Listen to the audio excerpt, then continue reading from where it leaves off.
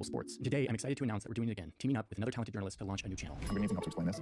Christoph Halvorsen is one of the most talented visual storytellers I know. His journalism is driven by an endless curiosity and a desire to bring the audience into his process, not just telling us what he learned, but showing us how he learned it. And today, he is launching Tunnel Vision. Tunnel Vision is live right now, and the first episode is about the crypto scams taking over WhatsApp. And in it, you'll see what I'm talking about. The show will document Christoph's journey into uncovering mysteries and answering questions that he finds around the internet. This might be a completely useless rabbit hole. And along the way, Christoph will pull back the curtain on the journalistic process, emphasizing the journey of discovery instead of simply presenting the final answer. He'll introduce us to people that he meets and show us places that maybe we've never thought of before. And like we've done with Sam and Search Party, we'll be appearing on each other's channels, helping each other out. Whenever I have a burning question that I think Christoph can uniquely answer, I'll be over there trying to figure it out with him. And I can't stop looking at it. Like it feels like I'm looking at some like alien movie or something. Weird. There's gotta be an explanation here. Let's see what the drone says.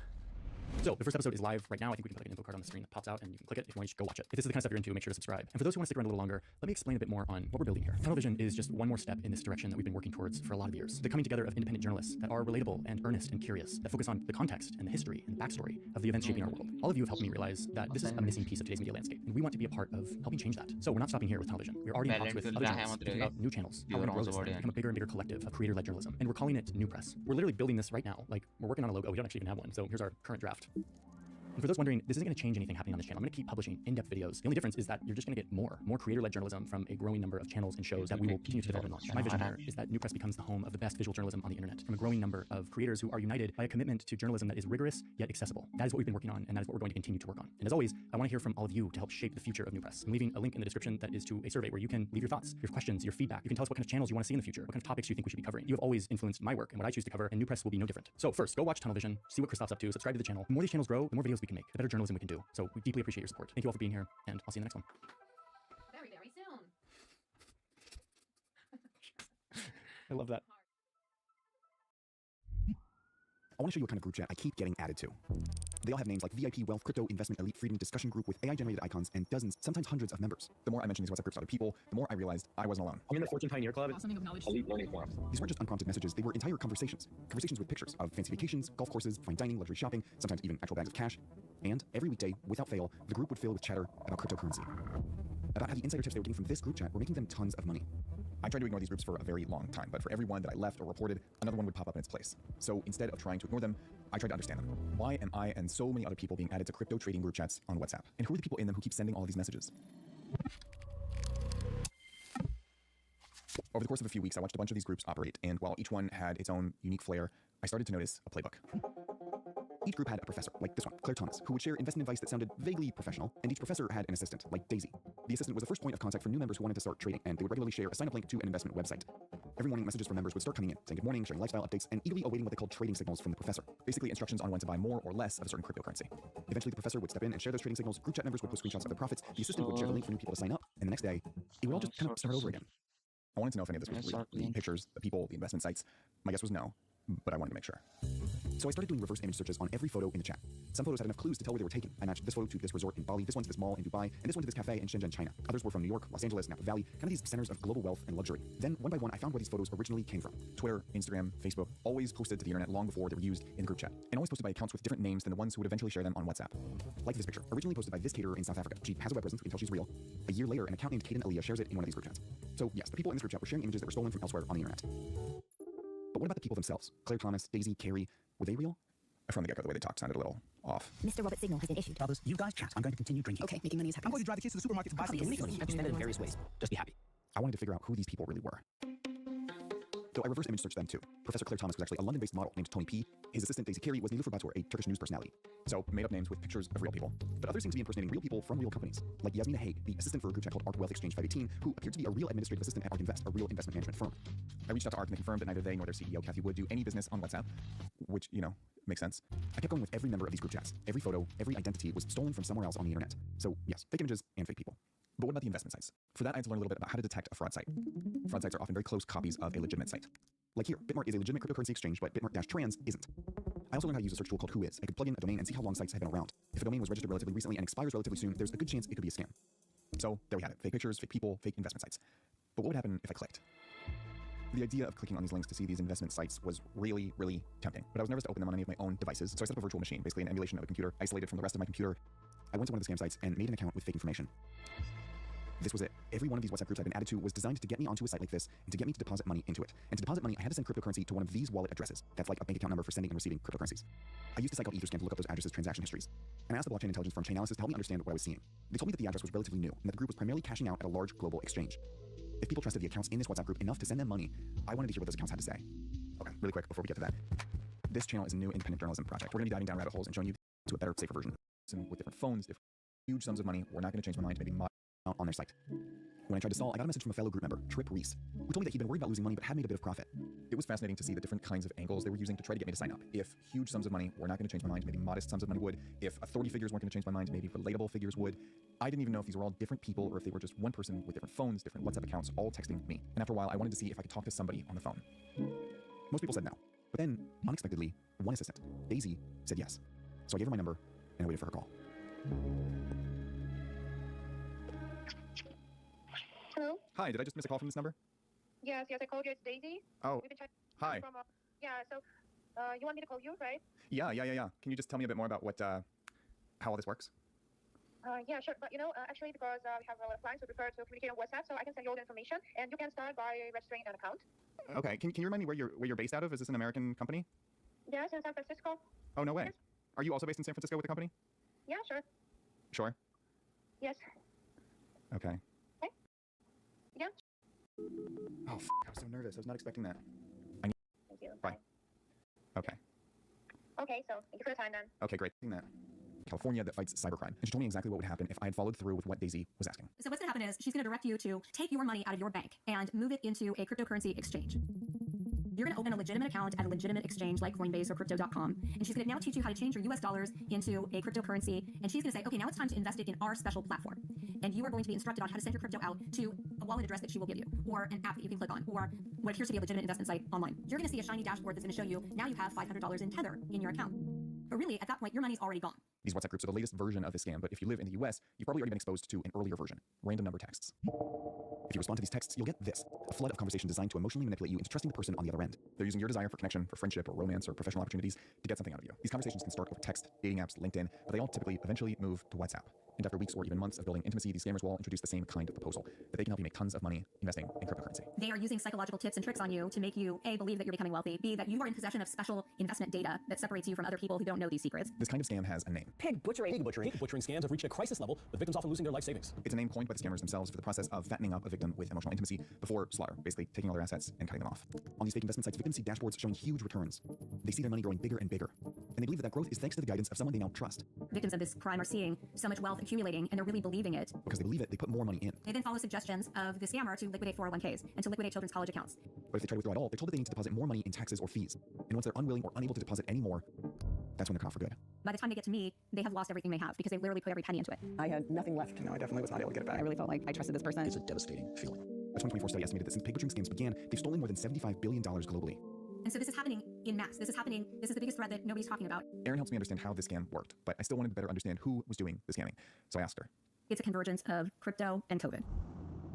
Prior to COVID, Chinese organized crime was looking for a way to work in gambling. They knew that gambling was illegal in China and that crypto was illegal in China, and so they were looking for ways to run their gambling empire, and the right place for it was Cambodia.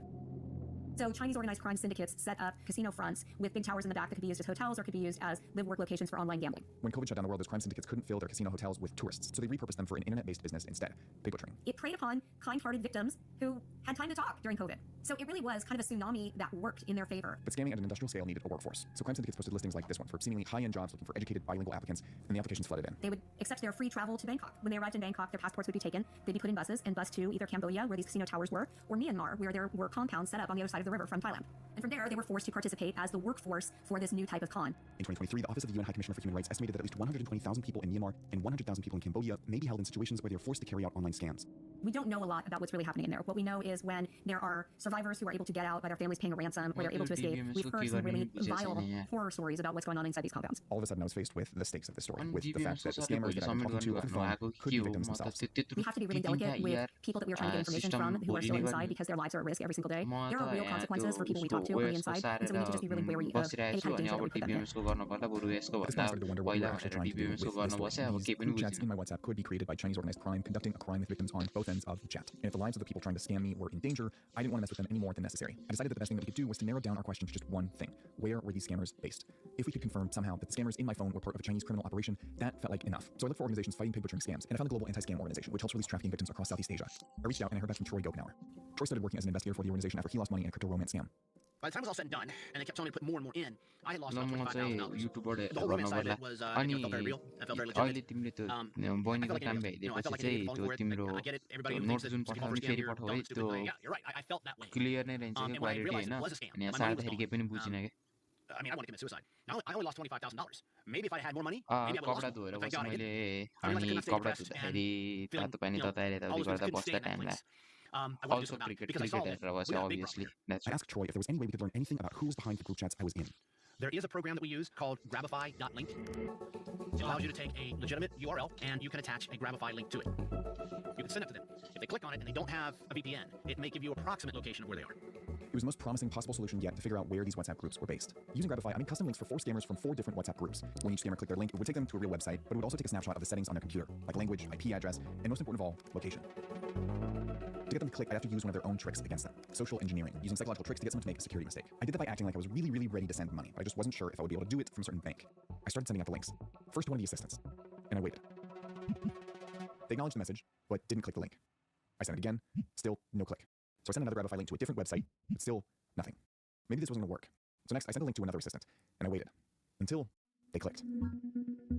Suddenly, I had this picture of the computer on the other end. I could see their browser, operating system, internet service provider, and IP address. There was just one big problem. Their location showed up as New York, Grabify flagged that they were likely using a VPN, and there wasn't much other information to go off of. So then I sent out another, and they clicked. This time, there were even more details about the computer on the other end. They were likely using a VPN too, set to Elk Grove Village, Illinois. There was one detail that told us something new. ZHCN, the language code for simplified Chinese. And even though the time zone was set to the eastern US, that setting was also written in Chinese. Finally, I sent out one last link.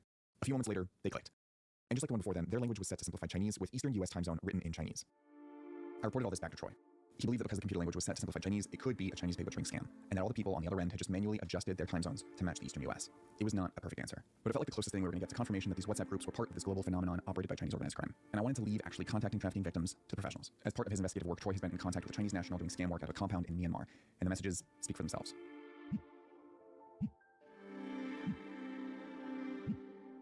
So, what can we do about this?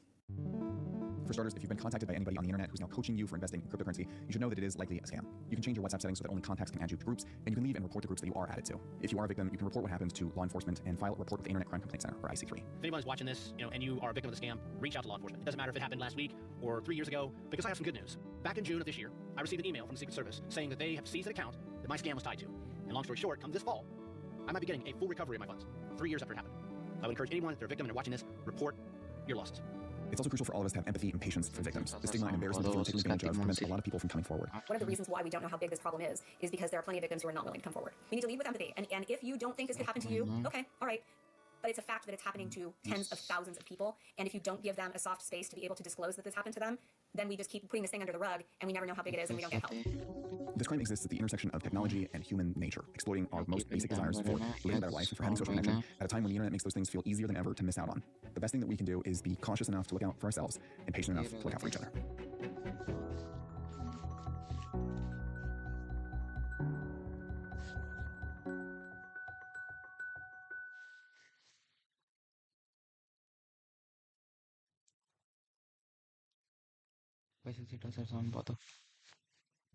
Well, when asked why he didn't see it coming, Newton responded, "I can calculate the motions of the heavenly bodies, but not the madness of people." So what did Simons get right that Newton got wrong? Well, for one thing, Simons was able to stand on the shoulders of giants. The pioneer of using math to model financial markets was Louis Bachelier, born in 1870. Both of his parents died when he was 18, and he had to take over his father's wine business. He sold the business a few years later and moved to Paris to study physics, but he needed a job to support himself and his family. He found one at the Bourse, the Paris Stock Exchange. Inside was Newton's madness of people in its rawest form. Hundreds of traders screaming prices, making hand signals, and doing deals. The thing that captured Bachelier's interest were contracts known as options. The earliest known options were bought around 600 BC by the Greek philosopher Thales of Miletus. He believed that the coming summer would yield a bumper crop of olives. To make money off this idea, he could have purchased olive presses, which, if he were right, would be in great demand. But he didn't have enough money to buy the machines. So instead, he went to all the existing olive press owners and paid them a little bit of money to secure the option to rent their presses in the summer for a specified price. When the harvest came, Thales was right. There were so many olives that the price of renting a press skyrocketed. Thales paid the press owners their pre-agreed price, and then he rented out machines at a higher rate and pocketed the difference. Thales had executed the first known call option. A call option gives you the right, but not the obligation to buy something at a later date for a set price, known as the strike price. You can also buy a put option.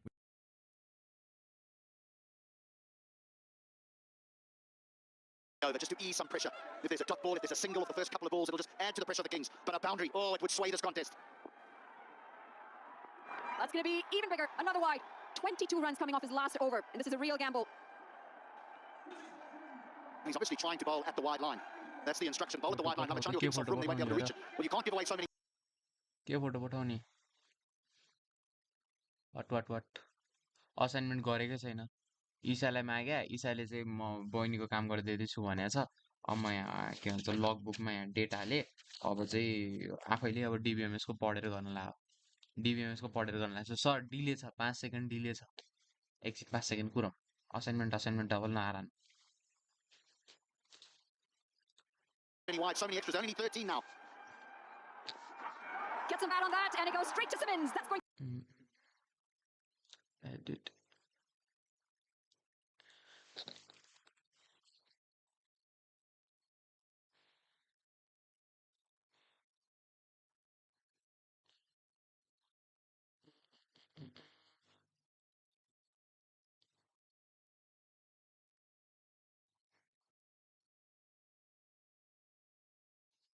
APIC. Going to be the end of the skipper's innings, Sandeep Lamichhane. He had to get bat on it, but he needed some more bat than that. Vivek does get a breakthrough here. Yes, the wicket is important, but it's the dot ball that goes along with it, and the new man will be on strike. It's a smart catch, timed his jump well. Oh, you're so close, you can touch it, you can feel it, you're desperate for a win. But Lamichhane, the captain, goes for one. The Kings, they hanging on, 179 for 8.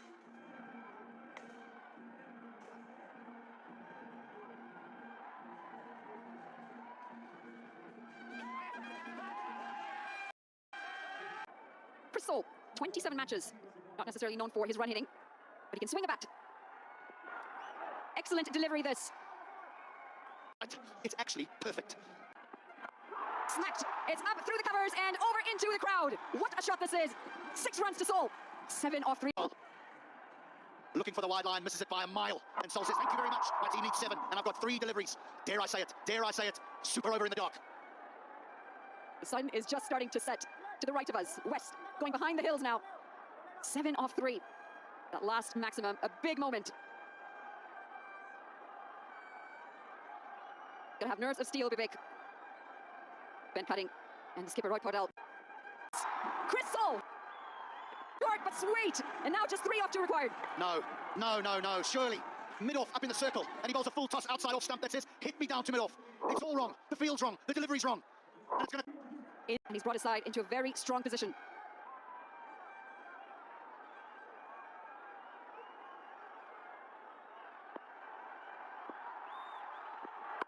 Slapped into the offside. Does it have enough? Yes, it does. What a shot this is. And with that, that's going to be the game. Chris Sol brings the side home. And what a win this is for the Kings. The highest run chase so far, 192 is what they needed. They've done it with 1 ball to spare. Incredible scenes here.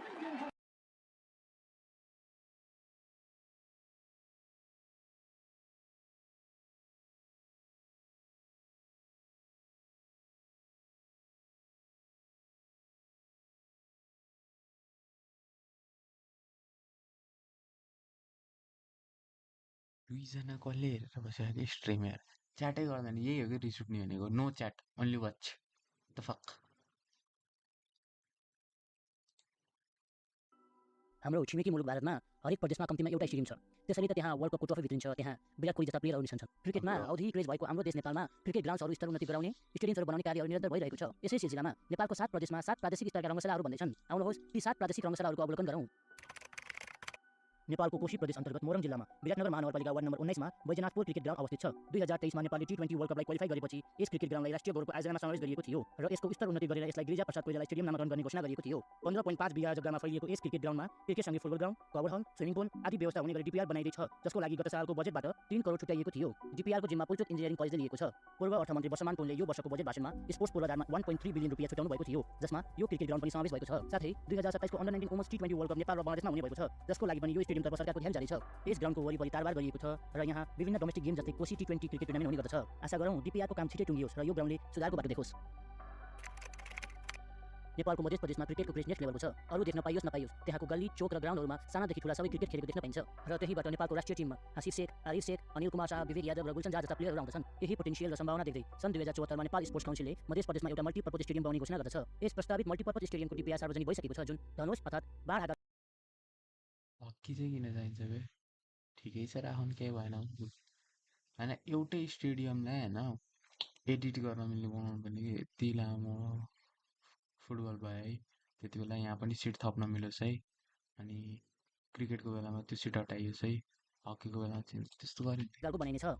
यसले भगवान राम र माता सीताको स्वयंवरलाई symbolize गर्दछ, जहाँ भगवान रामले धनुष उचालेर त्यसलाई तोडेर सीता मातासँग विवाह गर्नुभएको थियो। यही धनुषको आकारमा नेपालको मध्य प्रदेशको जनकपुरमा Ram Janaki multipurpose cricket stadium बनाउने भनेर DPR प्रस्ताव गरिन्छ। काम चाहिँ यस्तो धनुष उक्त DPR मा धनुषको मध्यभागमा एउटा ठुलो क्रिकेट स्टेडियम बनाइने छ र एउटा साइडमा फुटबल ग्राउन्ड र अर्को साइडमा हकीको ग्राउन्ड हुनेछ। यस स्टेडियम निर्माणका लागि गुठी संस्थानबाट 17 बिघा जमिन 30 वर्षका लागि लिजमा लिएको छ। मध्य प्रदेश सरकारबाट 2 अर्ब र इन्डियन प्रधानमन्त्री नरेन्द्र मोदीबाट 1 अर्ब सहयोगमा उक्त स्टेडियम बनिनेछ। यस प्रस्तावित स्टेडियमको वर्तमान अवस्था यस्तो रहेको छ। त्यो के भन्छ हाईएस्ट हो, सबैलाई लोभ्याउने DPR प्रस्ताव गरेर यो स्टेडियम यही DPR मा सीमित भएको छ। अझैसम्म टेन्डर प्रक्रिया पनि सुरु नभएको यस स्टेडियमको भौतिक प्रगति 0% रहेको छ। सरकारले छिटै कदम नचालेर यसलाई अघि नबढाएको खण्डमा भारत सरकारबाट आउने करिब 1 अर्ब अन्य प्रायोजनका लागि जान सक्नेछ। उक्त ग्राउन्डमा एक महेन्द्र नारायण गिरी T20 नेसनल क्रिकेट टुर्नामेन्ट 2080 सालमा आयोजना भएको थियो। चितुवनको भरतपुर महानगरपालिका 15 रामपुरमा निर्माणाधीन अवस्थामा देशकै ठुलो क्रिकेट स्टेडियम अवस्थित छ। 2019 मा धुर्वस र सुन्तलीले बनाउन सुरु गरेको यस स्टेडियम 2022 मा बजेट अभाव र भ्रष्टाचारको आरोपले ठप्प भएको थियो। विगत 3 वर्षदेखि ठप्प रहेको यस स्टेडियममा भरतपुर महानगरकी मेयर रेणु दाहालज्यूले गम्भीर चासो देखाउँदै यसलाई गति प्रदान गर्नुभएको छ। यस स्टेडियमको प्रथम फेज निर्माणका लागि टेन्डरको काम भइसकेको छ, जस अन्तर्गत हिमालयन कालिम्पोङ BB 1000 दर्शक क्यापेसिटी हुने भएको छ। नेपालकै सुन्दर नगरी पोखरामा अति सुन्दर स्टेडियम निर्माणको अवस्थामा रहेको छ। 1.6 अर्ब लागतमा बन्न लागेको यस स्टेडियमको DPR बनेको 5 वर्ष भइसकेको छ। निर्माण पश्चात यो नेपालकै सुन्दर स्टेडियम हुनेछ। यहाँ हिमालको काखमा खेल हुनेछ। 174 रोपनीमा फैलिएको यस ग्राउन्डमा 123 रोपनीमा स्टेडियम हुनेछ। 18,000 दर्शक बस्न सक्ने प्याराफिट, 1200 वटा VIP सिट, 100 वटा मिडिया सिट, 400 4 व्हीलर र 600 वटा 2 व्हीलर अट्ने पार्किङको क्षमता हुनेछ। हालसालै यस ग्राउन्डमा KP ओली T20 क्रिकेट कम्पिटिसन आयोजना गरिएको थियो। यस ग्राउन्डमा प्याराफिट निर्माणको काम भइरहेको छ। निर्माण प्याराफिटको क्षमता 25 जना भए पनि सम्पूर्ण ग्राउन्डमा प्याराफिट बनिसकेपछि यसले 18,000 दर्शक अटाउनेछ। यद्यपि सेती नदीको बहाव र बाढीको प्रकोपको जोखिम र सरकारद्वारा बजेटको उचित व्यवस्थापन नहुँदा यो स्टेडियमको काम कछुवा गतिमा बढिरहेको छ। लुम्बिनी प्रदेशको सदरमुकाम दाङ जिल्लाको लमहीमा कुनै बेला खुल्ला डाँडा भन्ने चौर हुने गर्दथ्यो। उक्त चौर महोत्सवको लागि, ड्राइभिङ सिक्नको लागि रहेको छ। क्रिकेट खेल्नलाई क्यानलाई हस्तान्तरण गर्ने पक्षमा एकमत नहुँदा यो ग्राउन्ड ठुला 2024 को 10औं राष्ट्रिय खेल कर्णाली प्रदेशमा हुन गइरहेको छ। यसै सिलसिलामा कर्णाली प्रदेशमा 3 वटा क्रिकेट ग्राउन्डहरू तयार पारिँदैछन्, जसमध्ये सुर्खेतमा स्थित कालिम्पोङ क्रिकेट ग्राउन्ड मुख्य क्रिकेट ग्राउन्ड हो। 10औं राष्ट्रिय खेलमा क्रिकेट सञ्चालन गर्नका लागि यस ग्राउन्डको स्तर उन्नतिका लागि KPDD कन्स्ट्रक्सन सुर्खेतले टेन्डर पाएको छ र 73 लाख 18 धनगढी एयरपोर्टबाट 4.75 किलोमिटरको दूरीमा एउटा सामुदायिक वन अन्तर्गत चौर हुने गर्दथ्यो। 2014 मा उक्त चौरलाई क्रिकेट ग्राउन्ड बनाइयो र त्यसपश्चात उक्त क्रिकेट ग्राउन्डलाई अन्तर्राष्ट्रिय स्तरको स्टेडियम र त्यहाँ स्पोर्ट्स भिलेज बनाउने सपना देखियो, जसलाई समस्त नेपालीहरूले dream. Welcome to r/Am I Wrong, where someone pees on OP's active microwave. Am I wrong for threatening my autistic neighbor after he desecrated my household? Welcome to r/Am I Wrong, where someone pees on OP's active microwave. Am I wrong for threatening my autistic?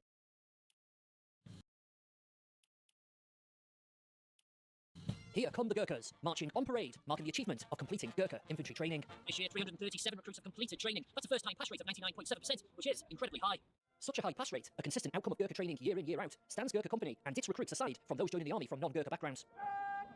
Training at the company lasts 9 months. Of course, before that, the recruits have navigated the most arduous recruit selection process in the UK Armed Forces, which annually sees applications from thousands of young Nepalese men hoping to secure a place in this most illustrious of fighting organisations. Emotions are really all over the place. In the parade also, like when I hear the music and I think of all the things I've been through, I just have goosebumps all over my body. For intake of recruits in February as they stepped off the plane at Manchester Airport. There, Devahang Limbu told us how he was feeling ahead of starting basic training. I'm feeling blessed, honored, privileged. We meet Rifleman Devahang once again. In this journey, we came from different regions, we came from different culture. Though we are Nepali, we all practice on culture and all on stuff, kind of stuff. And during this period, I've met a lot of different persons, different personalities. He's now heading into the Queen's Gurkha signals. So, just tell me, but military history dates back to the early 19th century when the British East India Company first recruited them after recognising their skills and valour during the Anglo-Nepalese War. Since then, the Gurkhas have fought in all major conflicts, winning 26 Victoria Crosses and cementing a reputation as being one of the fiercest fighting forces in the world. I'm very proud for myself, firstly, I'm very proud. Because this is our... Definitely gonna miss this place. Gurkha Company will advance in review order. The big moment of the passing out parade comes with an advance in review order, followed by a general salute. It's the moment the recruits officially become Gurkhas. As the parade wraps, celebrations commence. How do you feel today? How do you feel? Oh my God, so happy, so proud. Has he changed? He's always good boy. He's always good boy. The brigade of Gurkhas. Some will go on to specific trade training, while others are heading into one of the 2 infantry battalions that make up the Royal Gurkha Rifles, Ekatrick.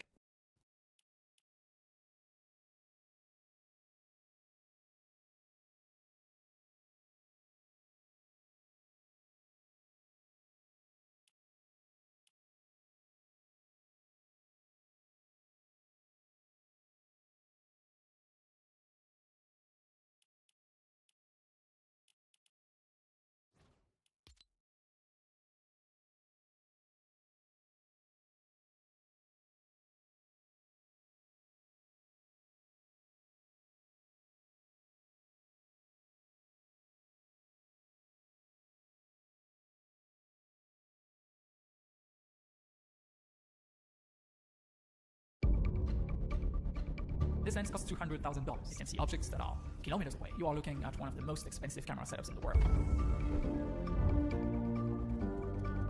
Have you ever wondered why TV production companies still use very big and expensive cameras?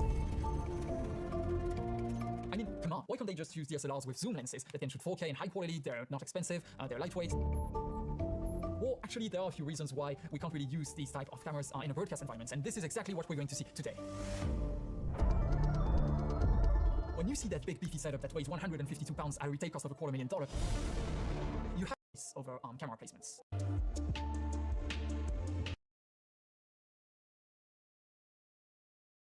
Your focus, because at a long focal length, the slightest tap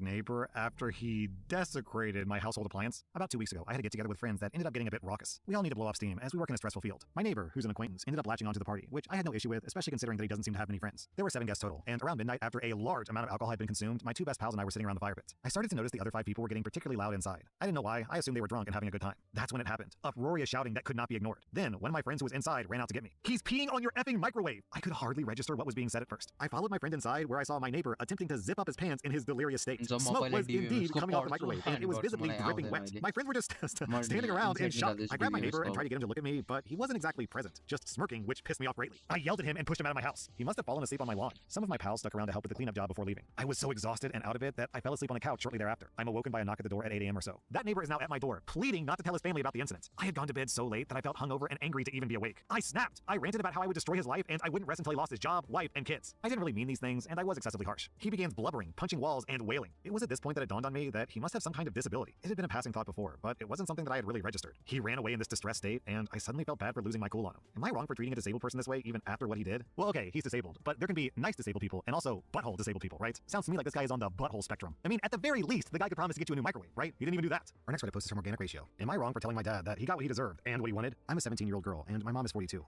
5 years ago, she was diagnosed with stage 3 breast cancer. It was a hard time, and my mom fought like hell to beat it, and she did, thankfully. However, after multiple surgeries and a couple of months after starting chemo, my mom was getting really sick and had started to lose her hair. It was the sickest I had ever seen my mom. Around the same time, my dad, who's 44, served her with divorce papers in front of me and my 2 younger siblings, who were all kids at the time. We were all confused and crying, and the only thing my dad kept saying was, "I didn't sign up for this. I don't want this." He moved out of our home almost immediately, and rarely even contacted his kids for 2 years. During those 2 years, though, my mom beat breast cancer and was in remission. While her health was looking up, all the stuff that was happening with my dad kept getting dragged on, as he really didn't want to be in mine or my siblings' lives. And ultimately, the courts had to mandate him to be in our lives. Fast forward to a year later, my mom meets Stephanie, her now partner, and my stepmother. For the last couple of years, my parents have shared custody of my siblings and I, and we usually go to my dad's every other weekend. But recently, in the past few weeks, I've been opting out on going, especially this past weekend, as I didn't want to spend a 3-day weekend with him. Stephanie came to me, my brother, and my sister and asked us for our mom's hand in marriage. We were all so happy and excited because Stephanie brought so much love and happiness to our mom. And we love Steph like she's another mom to us, so of course we said yes. So my brother and sister were at my dad's this past weekend. I'm not sure how the conversation transpired, but all I know is that my sister said something along the lines of, "I hope Stephanie doesn't propose to mom without us there," to my brother. That was enough to send my dad into a rage, making him call me and go on a complete rampage about how he's all alone and he doesn't have his family, and how could my mom and Steph think this was okay without discussing it with him first. I simply said, "This is what you wanted. You divorced her. You got what you wanted and deserved."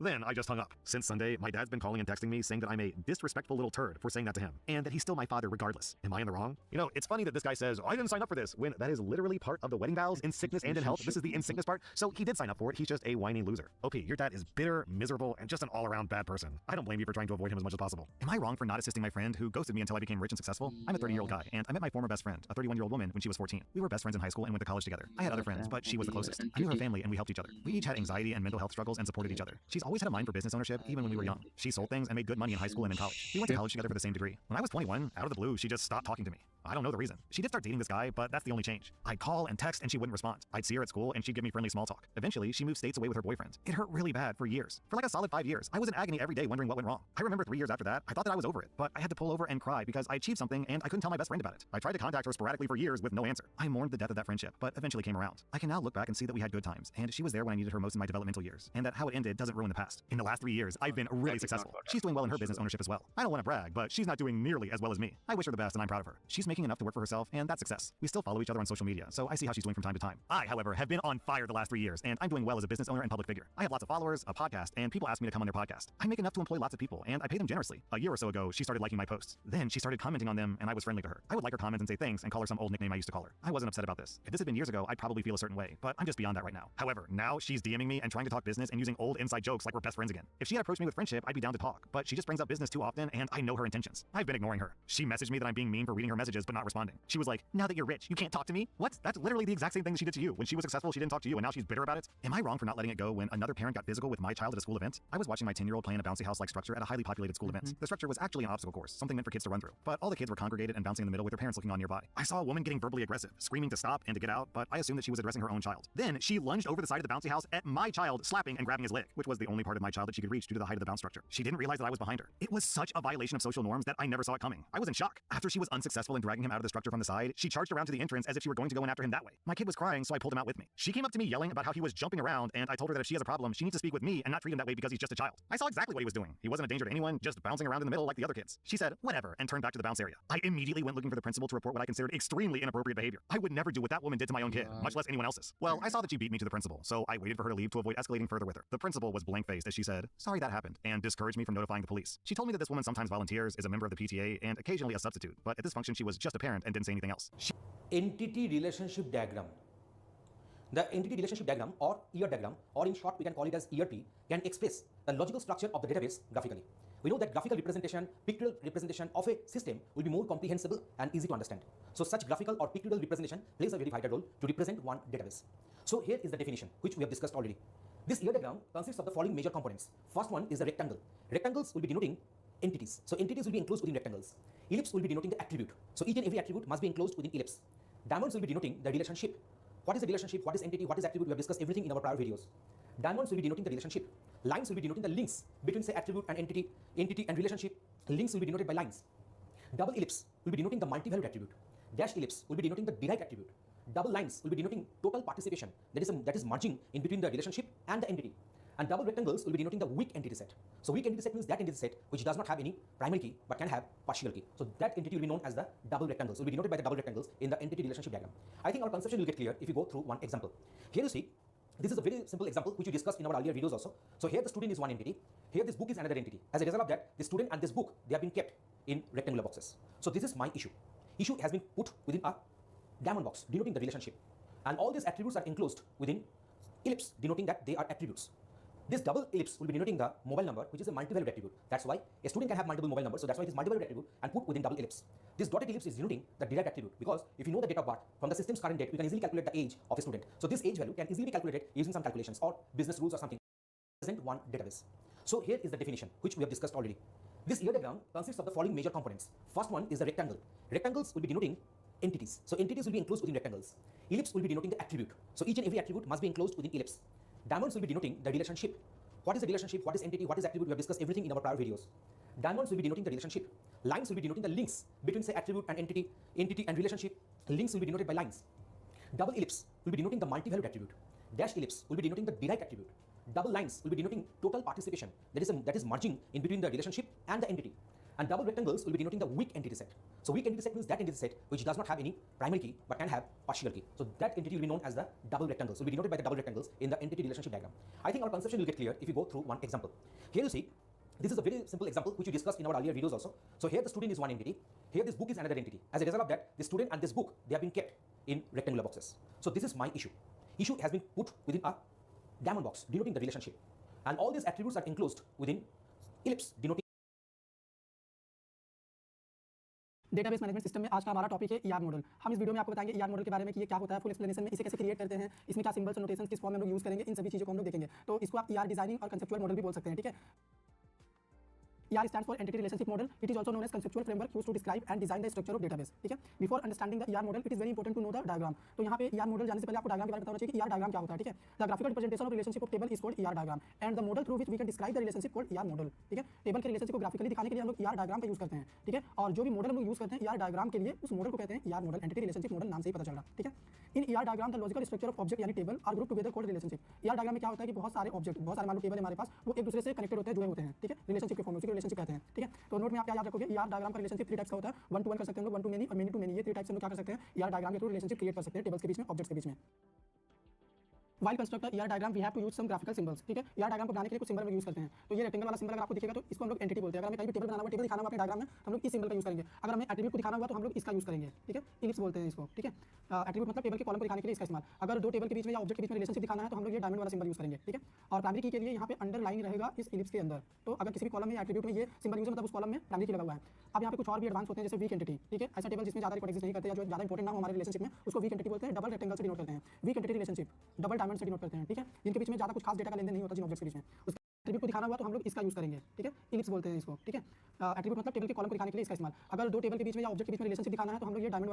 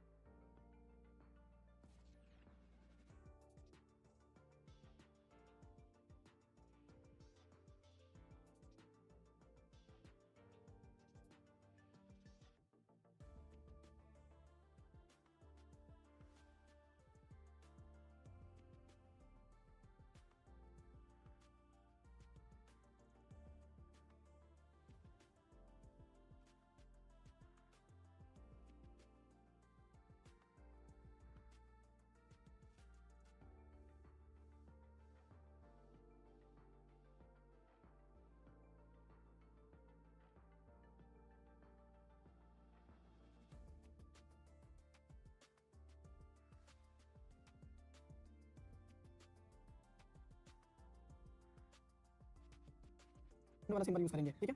और primary की के लिए यहाँ पे underline रहेगा इस ellipse के अंदर। तो अगर किसी भी कॉलम में या एट्रीब्यूट में ये सिंबल यूज है मतलब उस कॉलम में प्राइमरी की लगा हुआ है। अब यहाँ पे कुछ और भी एडवांस होते हैं जैसे वीक एंटिटी, ठीक है। ऐसा टेबल जिसमें ज़्यादा रिकॉर्ड एग्जिस्ट नहीं करते या जो ज़्यादा इंपॉर्टेंट ना हो हमारे रिलेशनशिप में, उसको वीक एंटिटी बोलते हैं। डबल रेक्टेंगल से डिनोट करते हैं। Weak entity relationship double diamond से डिनोट करते हैं, ठीक है। जिनके बीच में ज़्यादा कुछ खास डेटा का लेनदेन नहीं होता जिन ऑब्जेक्ट्स के बीच में। उसके बाद multi valued attribute double ellipse use कर लो, ठीक है। और कंपोजिट एट्रीब्यूट बहुत सारे एट्रीब्यूट यानी कॉलम्स को एक साथ ज्वाइन करने के लिए इस तरीके से हम लोग यूज करते हैं ये वाला सिंबल, ठीक है। तो ये कुछ सिंबल हो गए। इसी सिंबल का यूज करके हम लोग क्या करेंगे, हमारा ER डायग्राम बनाएंगे। लेकिन उससे पहले हम लोग क्या करते हैं, ER डायग्राम बनाने के लिए कुछ रूल्स हैं, उन रूल्स को आपको बता देते हैं, फिर उसी रूल्स को फॉलो करके हम लोग अपना डायग्राम ड्रॉ करेंगे। अब हम देखेंगे rules for design ER diagram, ठीक है। रूल नंबर 1 क्या है, identify the active element of organization. हमारे ऑर्गेनाइजेशन के लिए कितने एक्टिव एलिमेंट हो सकते हैं सबसे पहले हमें उन्हें देखना है, उन्हें सेलेक्ट करना है, ठीक है। सेकंड हो गया identify all the relationship among entities. Entities के बीच में कितने रिलेशनशिप क्रिएट हो सकते हैं हमें वो आइडेंटिफाई करना है, ओके। थर्ड हो गया हमारा find the key attribute of entity. Entity के अंदर कितने सारे की एट्रीब्यूट है हमें वो सबसे पहले फाइंड आउट करना है रूल नंबर 3 में। ये करने के बाद अगला काम होगा हमारा identify other attribute of entity. और भी एट्रीब्यूट हो सकते हैं, अगर हो सकते हैं तो क्या हो सकते हैं ये भी हमें देखना होगा, ठीक है। एंटिटी मतलब टेबल की बात करें। Draw the complete ER diagram. ऊपर के 4 रूल्स को फॉलो करने के बाद अगर हमारे पास रिक्वायरमेंट आ चुका है तो अब हम क्या कर सकते हैं, डायग्राम ड्रॉ कर सकते हैं। स्टेप नंबर 6 क्या है, review and check ER diagram. एक बार हमें रिव्यू करके चेक करना है कि हमने जो बनाया है वो सही बनाया है कि नहीं बनाया है, ठीक है। तो अब चलो हम अपना क्वेश्चन दिखाते हैं आपको कि एग्जाम में आपको एग्जैक्ट मिलेगा क्या। मेन क्वेश्चन ये है, construct ER diagram of university. तो यहाँ पे टॉपिक कुछ भी हो सकता है लेकिन एग्जाम में क्वेश्चन इसी तरीके से आएगा। आपको किसी भी एक टॉपिक पे ER डायग्राम बनाने के लिए बोला जाएगा। तो अभी तक हमने इतने सारे रूल्स आपको इसलिए बता दिए ताकि आप इजीली इसको बना पाओ डायग्राम को और समझ पाओ किसी भी गिवन टॉपिक का। तो हम यहाँ पे यूनिवर्सिटी का बना रहे हैं ER डायग्राम। तो चलो अपना रूल फॉलो करते हैं कैसे बनेगा। तो रूल नंबर 1 में हमने डिस्कस करा था identify the active element of entity. तो यूनिवर्सिटी के अंदर एक्टिव एलिमेंट कौन कौन से हो सकते हैं। एंटिटी यहाँ पे हमारा यूनिवर्सिटी है, ठीक है। तो यूनिवर्सिटी के अंदर एक्टिव एलिमेंट हो सकते हैं डिपार्टमेंट, टीचर, कोर्स, स्टूडेंट। ये हमें पता चल गया। अब हम जाएंगे रूल नंबर 2 पे। बहुत ही तेज बारिश हो रहा है यहाँ पे, ठीक है, फिर भी हम रिकॉर्ड कर लेते हैं। रूल नंबर 2 क्या होगा, identify all the relationship among entity. अब हमारे एंटिटी के अंदर कितने सारे रिलेशन हम लोग क्रिएट कर सकते हैं वो हमें देखना है। तो आपको भी पता है रूल नंबर 1 में ये जितने भी थे हमारे एक्टिव एलिमेंट ये सब एंटिटी हैं, ठीक है। तो यहाँ पे क्या होगा, सबसे पहले तो यूनिवर्सिटी एंटिटी से इतने सारे एंटिटी हम निकालिए। अब क्या होगा, इन एंटिटीज के बीच में कितने रिलेशन है हमें वो देखना है। तो यहाँ पे देखो, एक डिपार्टमेंट मेनी टीचर हो सकते हैं, एक डिपार्टमेंट एक टीचर हेड हो सकता है, ठीक है। एक डिपार्टमेंट में बहुत सारे कोर्सेज हो सकते हैं, बहुत सारे कोर्सेज को बहुत सारे स्टूडेंट एनरोल कर सकते हैं, बहुत सारे कोर्सेज को एक टीचर पढ़ा सकते हैं। तो ये रिलेशन हो सकते हैं, इतने सारे रिलेशन हो सकते हैं, ठीक है। ये हो गया हमारा रूल नंबर 2।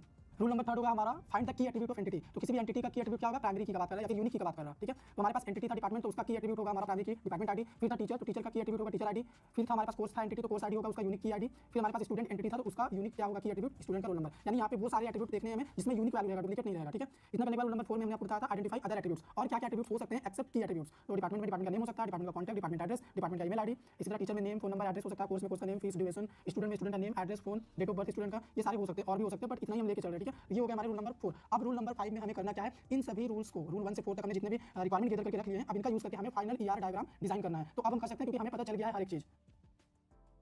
तो अब चलो फाइनल डायग्राम बनाते हैं अपने रिक्वायरमेंट को हम लोग लेके। तो सबसे पहले यहाँ पे क्या होगा डिपार्टमेंट, तो यहाँ पे हमने डिपार्टमेंट को एंटिटी से इस तरीके से रिप्रेजेंट करते हैं रेक्टेंगल से, ठीक है। तो डिपार्टमेंट में डिपार्टमेंट आईडी ये एट्रीब्यूट है हमारा, ठीक है। ये की एट्रीब्यूट है, देखो यहाँ पे अंडरलाइन है प्राइमरी की, department email, department name, department address, ये हो गया। तो यहाँ पे इस तरीके से आते हैं। तो एक डिपार्टमेंट के पास बहुत सारे टीचर हो सकते हैं, एक डिपार्टमेंट में बहुत सारे टीचर हो सकते हैं। अब यहाँ पे आएंगे, ठीक है। तो टीचर में देखो टीचर की आईडी ये हो गया हमारा की एट्रीब्यूट, टीचर का एड्रेस, नेम, फोन नंबर ये हो गया, ठीक है। और इसी तरीके से अगर हम वापस से देखें तो यहाँ पे डिपार्टमेंट में आएंगे हम लोग, एक डिपार्टमेंट ऑफर मेनी कोर्सेज, ठीक है, इस तरीके से। तो कोर्सेज में देखो कोर्स की आईडी, की एट्रीब्यूट, कोर्स का फीस, कोर्स का नेम, कोर्स का ड्यूरेशन। उसके बाद एक कोर्स जो है बहुत सारे स्टूडेंट एनरोल कर सकते हैं, one course enrol by many students. तो स्टूडेंट में स्टूडेंट का की एट्रीब्यूट हो गया, स्टूडेंट रोल नंबर, फिर बाकी का एट्रीब्यूट हो गया name, phone number, date of birth, ठीक है, ये हो गया। और इसी तरीके से यहाँ पे अगर हम देखें कोर्स और टीचर का क्या होगा, तो one course taught by many teacher, ठीक है, या फिर ऐसे कर सकते हैं many teacher talk one course, ऐसे भी हो सकता है, ठीक है। तो अभी आप लोग बताओ क्या ये मैंने सही रिलेशन क्रिएट करा? नहीं, यहाँ पे आपको खुद सोच के पता चलेगा ना कि एक टीचर बहुत सारे कोर्स पढ़ा सकता है, एक टीचर टॉच बाय मेनी कोर्सेज, ठीक है, टीच बाय मेनी कोर्सेज ऐसे। तो आप खुद रियल में खुद इमेजिन करो, सोचो कि क्या हो सकता है, वही आपको यहाँ पे ड्रॉ करना। बस आपको नॉलेज होना चाहिए इन सिंबल्स को कि कौन से सिंबल किस लिए यूज कर रहे हैं। ये हो गया एंटिटी, ये हो गया रिलेशनशिप, ये हो गया हमारा एट्रीब्यूट, ठीक है। और ये हमारे इस तरीके से हमें आपको डिनोट करके दिखाना कि कौन सा फ्लो किस डायरेक्शन में जा रहा है। जैसे यहाँ पे डिपार्टमेंट का हेड हो सकता है, एक ही टीचर हो सकता है, ठीक है।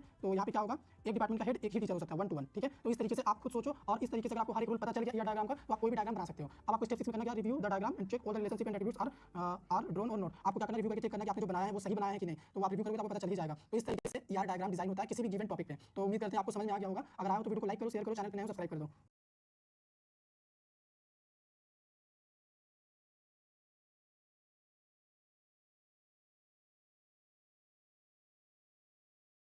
Let us discuss weak entity set and total participation. Weak entity set means that entity set which is having no primary key. So unique identification of records or tuples are not possible. And in case of weak entity set, we are having partial key with the help of which we may not uniquely identify a tuple from the table, from the entity, but we can select a bunch of tuples which are related through a certain transaction. So let us go through one example for the proper understanding. So this is my weak entity set. We know that weak entity set will be denoted by double rectangles. We have discussed this one in the earlier videos. The name of the weak entity set is payment. It is having three attributes. One is the payment number, next one is the payment date, and the last one is the payment amount. This payment number is the partial key, so that's why it is dotted underline. Loan is having two attributes. One is the loan number and one is the loan amount, where loan number is the respective primary key or prime attribute. This is my identifying relationship.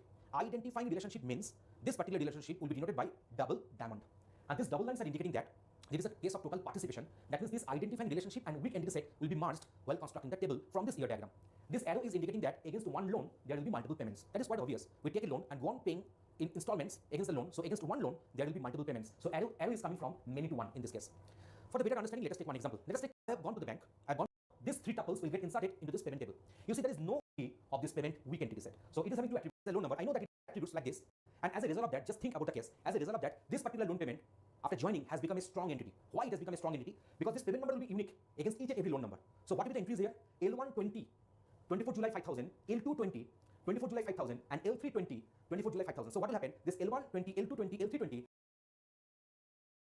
She said that as if I should be comforted, but all I heard was all the different ways that she might cross my kid's path again. I couldn't do much else right then, except for remove us from the situation and head home. Still, it just didn't sit right with me. So I did call the non-emergency police line and was referred to the school police. I met with them today and will follow up to see if anything more has happened. I also spoke with a school safety officer who dropped such gems as, I'm sure she wasn't attacking your child out of the blue. What does that even mean? And everyone has a breaking point. And she probably wasn't getting paid for that. But it still wouldn't be okay even if she was on the payroll. I understand that sometimes kids do things that are upsetting, and it's possible that he somehow upset her. In my eyes, this still doesn't justify what happened to him. It is a reasonable expectation for my child to be safe from intimidation and physical threat at school, and he shouldn't have to be flawless to have that. Again, this seems like a no-brainer. Am I wrong for thinking this is a big deal? Then down in the comments, we have this story from Gibson Blue Guy. Years ago, my oldest was being bullied at school. When he was stuck by a pin by his bully, I went to the principal and demanded that she do something. She told me that I was reverse bullying the perpetrator and that she would do nothing. I told her that if anything else happened, I'd be reporting it to the cops and hold her legally accountable. The bully was transferred to another school days later. Look guys, violence is wrong. We shouldn't be violent with each other. However, there are some things you can do that immediately justify getting your ass beat. And smacking someone else's child is top of the list. Am I wrong for physically taking food away from a coworker who tried to take it all home after a party and not share it with anyone? I recently quit a job after 4 years. During my last 2 weeks, I trained a new hire, Amy. She's 60. I became very close with my coworkers at this job. There's 9 employees and we all became like family. My boss surprised me by closing the place, inviting some of my family, and catering Panera Bread as a going away party. It was incredibly kind, and I appreciate it. We had tons of salads, sandwiches, bagels, etc. My boss tried to get me to take all of it home. I said the only right thing to do is share it with everyone. A lot of the employees are low income. One of the employees is an 18-year-old kid who's struggling to pay his bills. I told everyone that my boss and I would package everyone up the leftovers. Amy then chimes in while we're at the dinner table saying, if not, my dog and I would sure love that food. I said I'd package her some up too. We cleaned the table and cut the cake. While we were sitting and talking about the past 4 years working together, Amy just disappears. My one coworker and I went in and saw a bag filled with sandwiches, bagels, countless bowls of soup, etc. There were a few bagels left over on the counter. I then took all the food out of Amy's bag when she wasn't around and made 8 individual paper bags full of food, one for every employee, excluding myself. Amy then walks back in and says, where did my bag go? And I said, Amy, everyone's getting an equal amount of food. I told you this already. She then says, well, the boss said that I could take the rest, which was a total lie. Our boss said that she never said that. We all leave to go into the main room. We sit for a while and talk. Amy said that she was leaving, and I had a funny feeling what was going to happen next. I go into the back room, and Amy was trying to leave with 5 of the brown paper bags I made. I then stopped her, ripped the bags away from her, and she left. She never said another word. That was that. I walked back out to see everyone, and I tell them what had just happened. My boss said, it's not really a big deal. It's just sandwiches. And I couldn't disagree more. We all do our fair share of work at this job. It was my effing party. party, and I wanted all of my coworkers, whom I love, to get a share of the food. Amy knows that people here aren't made of money. I know that she isn't doing too well financially, but stealing isn't the way to fix that. One coworker is 18, and he was kicked out of his parents' house for being gay. Another is a single mom with 4 kids. Another is 64 and needs this money to survive. And I'll be damned if they're gonna leave my party empty-handed, especially not by someone who's worked here for 2 weeks. Am I wrong? I mean, I ripped those effing bags out of her hands like my life depended on it. Nah, OP, you're completely justified. Also, I think your boss is being a little bit dumb for ignoring a really obvious red flag here, because this indicates to me that she's not gonna be a very pleasant lady to work with. Am I wrong for talking to the police? I'm a 17-year-old girl. My mom has always had anger issues. She's always hit my dad when she gets angry, but he usually brushes it off because he's a lot bigger than her and she's relatively small. My dad has never hit her. He's relatively laid back. My dad recently got surgery on his leg. He has a lot of stitches in his leg right now. He's not supposed to move it, and he's supposed to try to stay off it and let it rest. The other night, my mom got mad at him for some stupid reason. Dishes, I think. She started punching him in his leg while he was laying on the couch and tore his stitches. This was the only time I've heard him start screaming at her to stop. I ended up calling for an ambulance. A cop showed up afterwards. I told the cop what happened, and they arrested my mom. She's very mad with me and told me it was an accident and I should have stayed out of it. Then she told me that I hurt our family by talking to the cops. Am I wrong for talking to the cops? Hold on, wait a second. She got mad at your dad over dishes. Was he supposed to get up on his broken, busted up leg and stand over the sink and do dishes? Is that really what she expected of him? OP,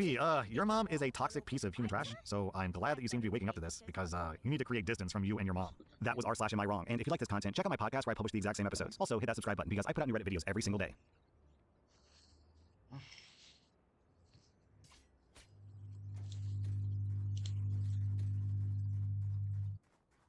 Welcome to r/best of Redditor updates, where it's slowly revealed that OP is married to a psychopath. Our next Reddit post is from r/marriage. I'm a 34-year-old man, and my wife, who's 42, is a stay-at-home mom. OP's wife is 42, so she's 8 years older than OP. Interesting. Last week I was at work, and my 2 oldest kids were at school. My wife was sitting at the dining room table when she saw a man walking down the driveway and going to the front door. He had what she thought was a hammer. She went to the front door, and the guy was trying to get inside. The guy saw her and waved and tried to get inside. She fled the house and ran out the back door. She left behind her cell phone and her Apple Watch. She also left our twin 8-month-old girls inside. They were sleeping in their cribs. She ran through the neighborhood looking for someone to help her call the cops. Eventually she found someone, and they called the cops. The police responded and cleared the house. It turns out that Grenade!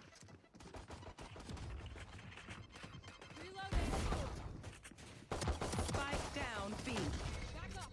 Reloading. One enemy remaining. Kitchen भएको भए त recover हुने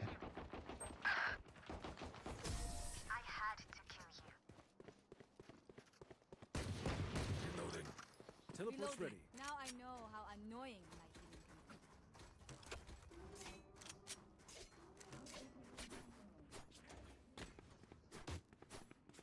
I mean, yeah, that's a good idea because that's how you say.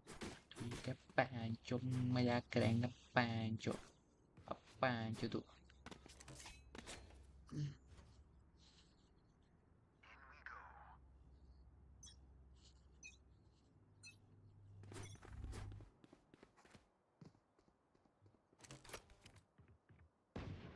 Spike women.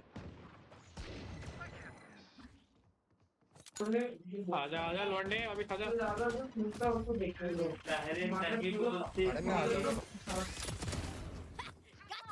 One enemy remaining. Spike down B. 70 है उसको.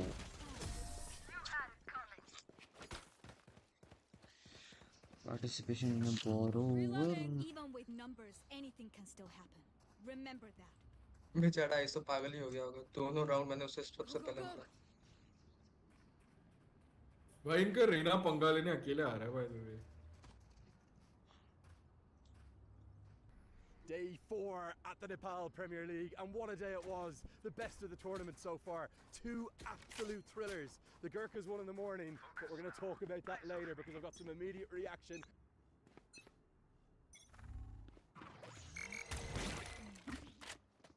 में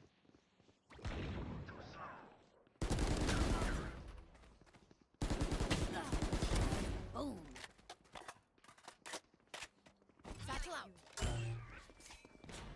अरे पीछे आजा रे. ये लोग राउंड निकाल लेंगे अभी. One enemy remaining. निकाल लेंगे कोई ना. From the hero of the era. Yes, Lokesh Ban was a player of the match, but Chris Soul of Scotland. Solly, well done, firstly. Have a quick walk with me. What happened out there? भाई मैं पढ़ने चला गया था भाई सोच के कि तुम लोग जीत जाओगे. ये क्या किया भाई तुम लोगों ने? Put on an unbelievable partnership. Broke the back of it. And it just took a few cameos and me to flick a couple over the boundary at the end there and get our first win on the board. So very happy with that. Okay, be honest with everyone watching. Played 2, lost 2. The opposite.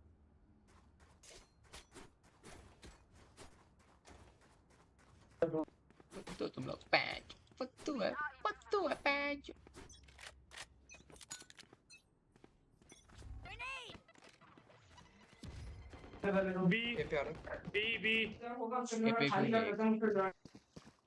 अरे नहीं 1 2 है हाँ ये क्या था भाई Player standing. दोनों side पे आ रहे हैं Did you really believe at the halfway stage? Eliminate. Sort of Nepal cricket Oh, where एक और थे यहाँ पे. it seems to be the mystery of this country. This ground as well. I mean, we actually approached it a little bit different at the halfway stage. Didn't roll the wicket. Said actually it was playing really well at the death there. Listen up. Kill them before they kill There was us. a few that stayed low in our innings. Hey, But Bandel it की was a scene really good track and the small pockets are hard to defend. So you always know.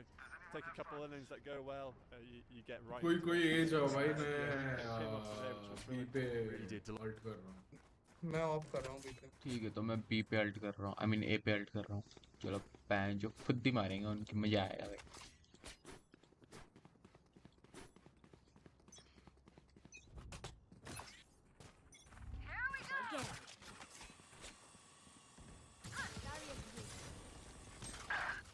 अरे fuck चुद गए गुरु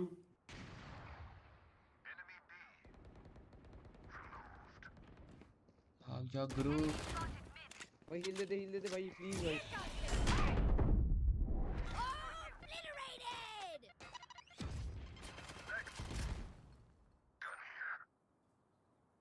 You will not kill my allies.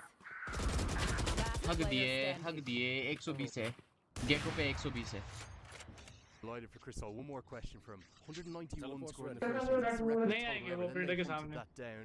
What about the local we players? actually have motivation नहीं ले पा रहे हो Dominate. Bashir Ahmed, he was exceptional, wasn't he? Bashir was fantastic. एक बार try किया अरे माइक बंद कर ले भाई Took a bit of pressure off him and started to sort of take a lot more of the strike and a lot more of the onus on him, which when Lokish got a ball in his zone and put it away, made it really hard for the bowlers. So it's been pretty tricky for the bowlers there and for those two to go and do that. लगा था मेरे को मैंने किसी का foot Speaking of सुना bowling, Sandy's had a challenge outstanding today, wasn't he? One for and the way in which he captained helped you pull it all around. I think Kevin O'Brien might have had a word or two during the break, really inspired you. Yeah, a little rocket, 10 overs to get us up and down back in it. I think Sandy could have had 3-4 wickets today. He was unlucky, beating both edges and some. आज हार गए यार मजा नहीं आया मैं वापस से ऑफ कर रहा बी पे देखता हूँ क्या होता है अच्छा अल्ट का ऑफ है तो चलेगा भाई Bomb buddy out. इधर फुद्दी मिड में आया आवाज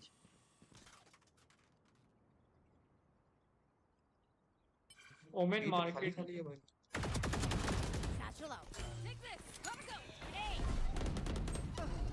जल्दी स्टंट है चोद दे साले को अरे ब्लाइंड कर दिया अंधा कर दिया बहन को मजा आया आईसो बैकस्टैप रेस आईसो बैकस्टैप a link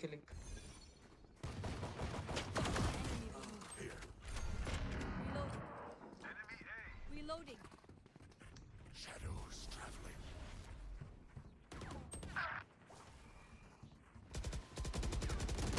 Last player standing. ये मार कैसे रहा है मुझे पीछे से अरे मिड किसी ने नहीं देखा क्या मिड से आ गए पैन जो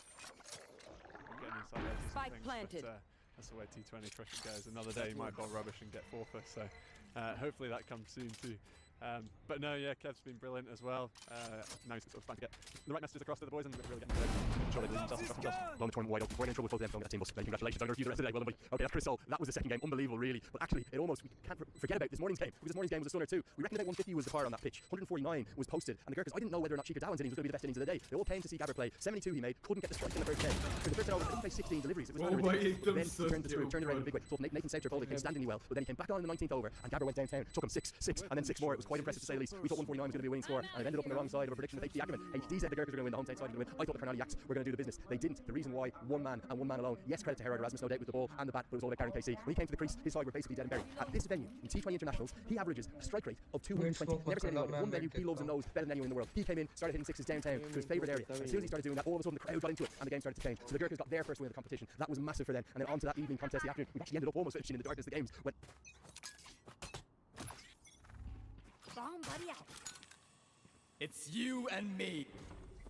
इसको उठा लिया पैन जो मर गए। चल भाई जिंदा भी टाइल्स लेना।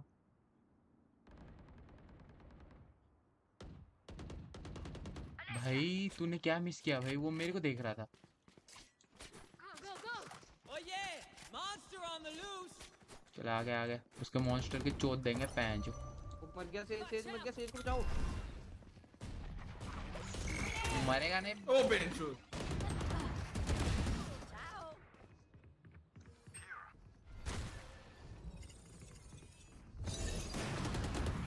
One enemy remaining. Spike down B. Left Satchel out. मजा आ गया पेल दिया। Gun here.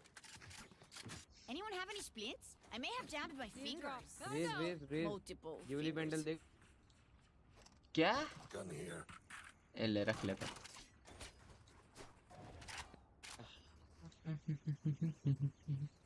बंडल दिखा। स्किन है क्या?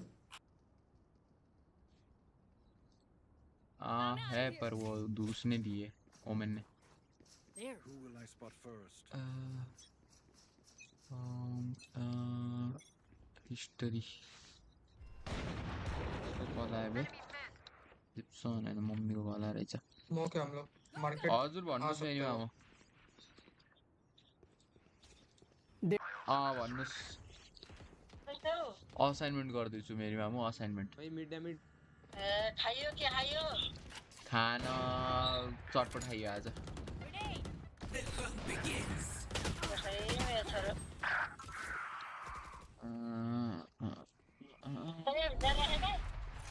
के रे? कपड़ा धोइयो? धोए। टाइल्स पे है सब। Teleport's ready. आज पनि? You will not kill my ए होइन आजको धोएर राखे नि हिजोको पनि धोएँ आजको पनि धोएँ। Out of charges. अनि के थाहा हो पोस्ट गर्न के उस गर्नला? यहाँ ल्यापटपमा पढ्दैछु के एआर डायग्रामको बारेमा यहाँ पढ्दैछु।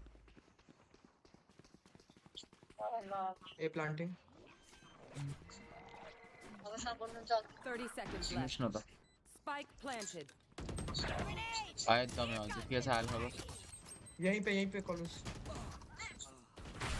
जनरेटर। हजुर भन्नुहोस् के छ हाल खबर भनेको। 2 जनरेटर। पढ्नुहोस् हजुर पनि पढ्नुहोस् म पनि पढ्छु। यहाँ लिएर पढेर बसेछु यहाँ स्टेप्स कसरी गर्ने भनेर क्वेसन सल्भ गर्नेको स्टेप्सहरू यहाँ हेर्दै युट्युबमा हेर्दै पढ्दै रहेछु यहाँ। ल नब्बे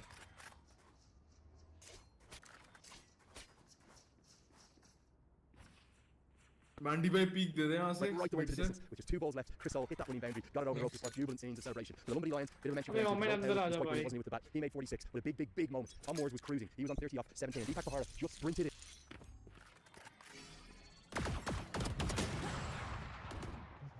थोड़ी देर और रुक जाता भाई तो वो आईसो मर जाता भाई। 74 है आईसो को। अबे यार फिर से अल्ट चु दिया मेरा। In, got to the 30-yard circle and gunned down one stump to aim at. Caught Tom Moore short. That, I think, changed the game. Chris Hall talked about it there. I think Kevin O'Brien had a bit of a word with his team at the drink break and said, we're not doing enough. We've got to do better. Yes, all the talk to be about chase. You're right about Lokesh Farm's quality. The brilliance of Asher Ahmed too, and Chris Hall getting over the line at the end. But actually, what really won that game was that effort. For those 5 or 6 overs, it really changed things. They restrained the side at the end, and realistically, the only line should score 220. They were going that well. 2 incredible games. A cracker in the morning, and even better one in the afternoon. The 2 highest scores that we've seen. Tell you something, this is blown. This Nepal Premier League, wide open. Cannot wait for tomorrow. It's going to be another double header. I'll need some sleep. I'm exhausted. What a day it was. Outstanding, unforgettable stuff. Come and join us tomorrow live on Peripherals. Database management system में आज का हमारा topic है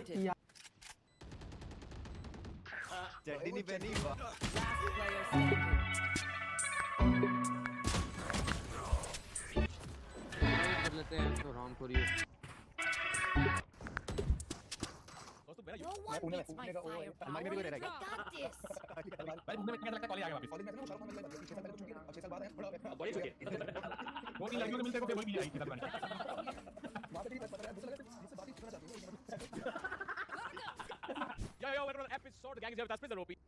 women एक काम करियो तू यहाँ पे स्मोक डाल दे। यहाँ मैं पीक नहीं दे रहा भाई कब से यहाँ पीक लेके मर रहे हैं तो क्यों लेना पीक।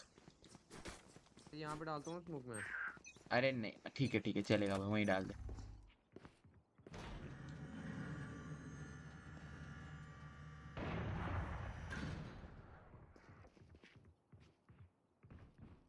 बी पे आवाज तो आ रहा है। स्मोक दूँ भी? It's you and अरे मेरे को उठा लिया।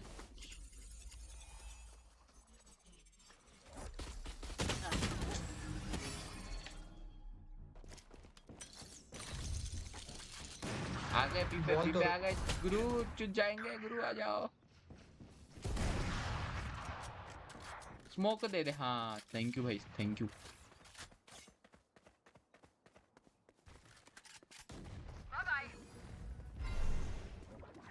ऑर्ब वो दे दे, ऑर्ब स्लो। ओ बैकस्टैप। नहीं सॉरी। और 70 एक 70 है और एक 78 है।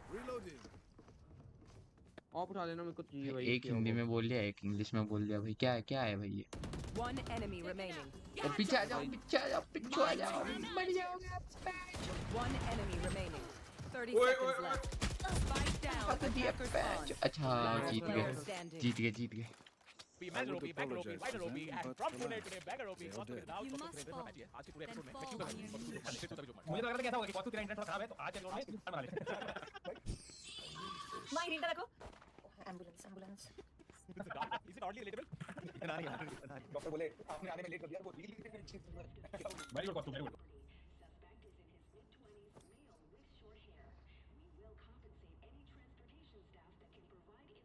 Come on, let's go.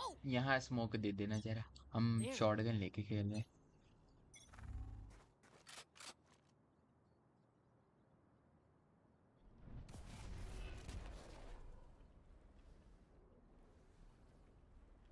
यहाँ पे कुछ हलचल नहीं है अब तक। अबे फुटा है तो उधर ही होंगे। प्रोबेबिलिटी लेने में क्या है? उच्च हाई प्रोबेबिलिटी, उच्च संभावना। हाँ जो भूल ही गया था मैं तो। Spike down B.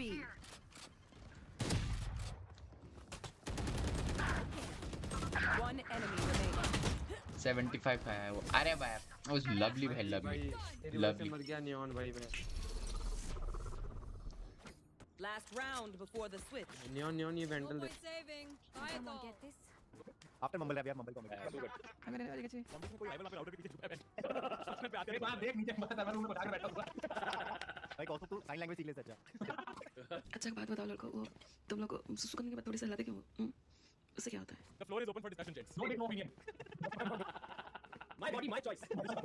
मैं तो पहले भी ब्लाइंड हूं या फिर स्पीक लेगा? Please let us know. नहीं। I'm just thinking that this could be.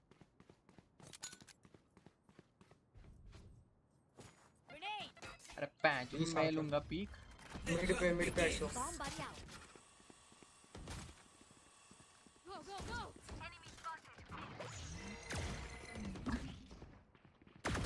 अरे मैं चुद गया, मेरा एम चुद गया। Spike down mid. पैंच चुद। तूने अल्टी करी मत। तू पैंच अल्टी मत कर, तेरा 3 अल्ट गया ठीक है। 1 enemy remaining. भाई रेना क्या कर रहा था? नियॉन तू अल्ट कभी मत करियो ठीक है, never ult. Switching sides. I'm out of here. Time to stock back up. Be the end of my corporate comedian career. ये कुगल चाची में है काम। कुगल चाची। Friend of Savita भाभी। मिल्फी मौसी and BDSM बुआ। मैं अब मेरे को इन सारी औरतों का बोला लीजिए। मेरी दादी सबसे बेस्ट है, मेरी दादी सबसे बेस्ट है। और एंड में डीजल दादी। मेरे जानम दादी है। राजा दादी। Also want to help me. राजा दादी। इसको आगे डैशबोर्ड में डाल दिया। गाइस ये इतना क्यों हिल रहा है, ये अभी भी मुझे। सुनो, शॉपिंग मैं करवा दूंगी। जितना चुकी चाहिए उतना ले लेना, लेकिन चेंजिंग रूम में साथ मुझे भी घुसने देना। चुद गए गुरु, चुद गए, पर कोई ना, शील्ड है वापस आ जाएगा। मजा आ गया। खाली साइड गई। For you. मेरे पे वो क्यों मारता है मार्केट देखो बैकस्टैब 1 बैकस्टैब एक मार्केट पे गेको है One enemy remaining. मैंने शूट ओ बेंचो मर गया भाई तू मेरे पे नेड मार सकता है रेज भाई सॉरी भाई मैंने सोचा ये जेन के पीछे करूंगा आगे हो गया I know what must be done. ओ भाई 3 बार मारा भाई मैंने तो तेरे को सिर्फ 5 डैमेज किया भाई सिर्फ 5 ठीक है 5 भाई डैमेज 5 का दिया पर नेड तो भाई तू 5 बार मार चुका है भाई कोई ना भाई ऊंची नीच होती रहती है भाई चल भाई मुझे क्या तू जिता रहा है भाई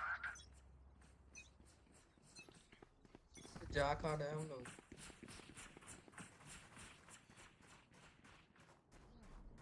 फ्री साइट मिल गई फिर से पैंच जो मजा आ गया एक और फ्री साइट ये क्या सी ओ रीना को 78 पड़ा है रीना 78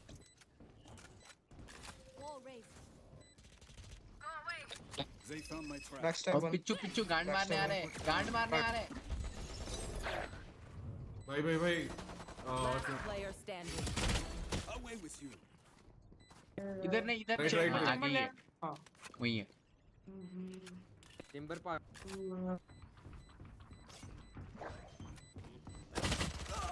ओ भाई नहीं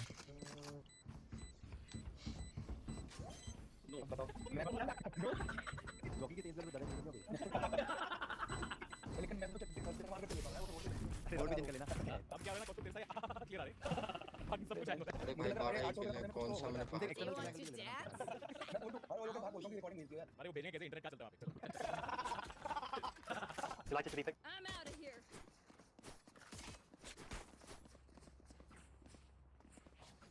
वो मेरे सबसे कम देता है Spikes here. स्पाइक वाला भाई तू मरवाता नहीं ना अपनी इसलिए मरवाया कर ले भाई मजा आता है Let's go. ना मैं खुद से बढ़िया से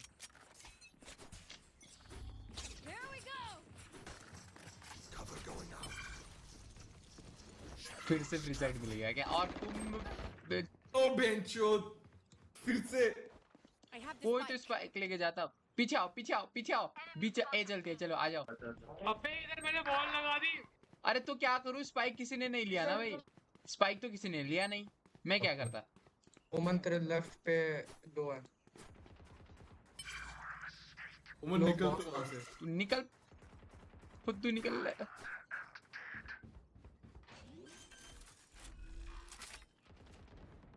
Spike planted. ओ भाई ये बहुत लो है भाई ओ भाई चुप जा मत पीक ले चुप जा तेरे पे घोस्ट है ब्रो ओ मिड से आ रहे हैं यहां से आ रहे हैं मिड देख ले अब जा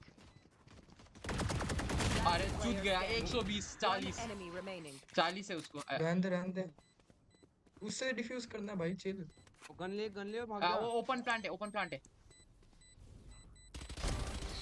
ओ नाइस भाग जा भाई 120 और 40 फर्क इन लोगों को दिया भाई अगर सेम लोगों को देता मैं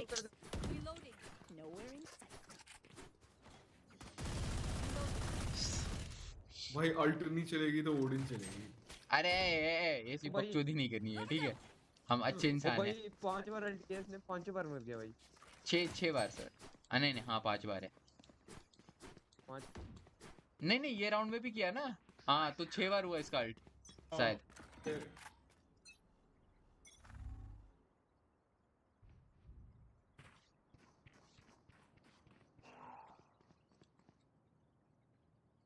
भाई ये गए ऐसे रोटेट किए इन लोगों ने एक खाली है अरे फुद्दू रेस्ट दे जल्दी से रेस्ट दे मेरे को 120 है पिट्टू को 120 है पैंट जो 120 पर आया उसको One enemy remaining. 120 market nice तो पैंच मर ही नहीं रहे मुझे ही नहीं आ रहा है भाई। Remember, bullets hurt. I'm out of here. चलो इस बार ए पे जाएंगे, मैं अल्ट करूंगा और सेज तू स्पाइक लेके भी चले जा, ठीक है? ये ले रेना, तू वाल करियो, स्टन करियो, जो करना है करियो, मैं अल्ट कर रहा। और ओमेन तू ये लाइन ना वो करियो, क्या बोलते हैं, ब्लाइंड करियो। नियोन तू राइट साइड जाइयो, मैं ब्लाइंड के पीछे जाऊंगा, ठीक है? सेज कहाँ जा रहा है? सेज और वो दो ए भी जा रहे हैं। Here comes the party. Chill out. ये बहन का लोड़ा, उसने एक फुद्दू सा ई एबिलिटी यूज कर लिया, ठीक है? उसने एक फुद्दू सा ई एबिलिटी करके मेरे 7 पॉइंट का अल्ट की मां की पैंक लंड। Wall raised.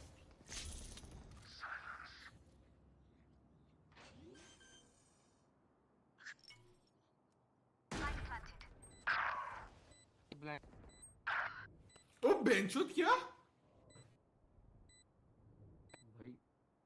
ओ भाई ये क्या?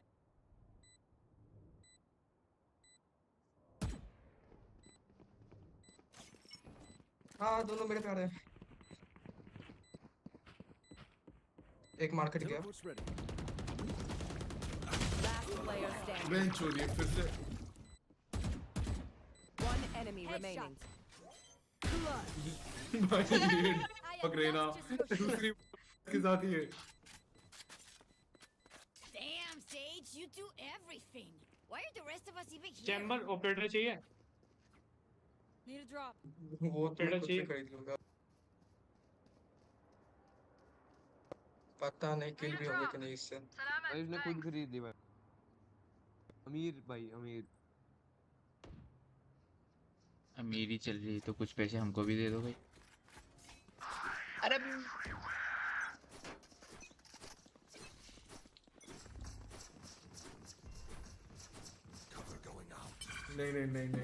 रुक रुक, स्मोक मत करियो। अरे इनका स्मोक जाने देता ना, उसके बाद स्मोक करता तू भी। रुक अभी, मस्त तो वेट करेंगे। चल स्पाइक तो निकल गया वहां से।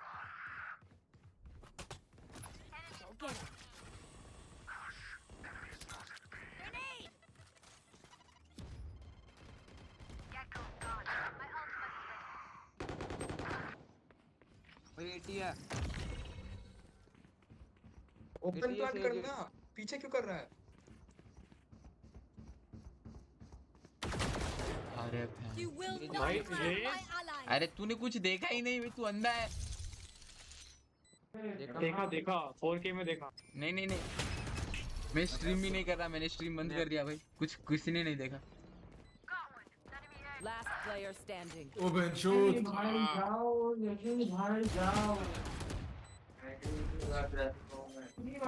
दो बार D4 है। चल नाइस ट्राई। Nice try.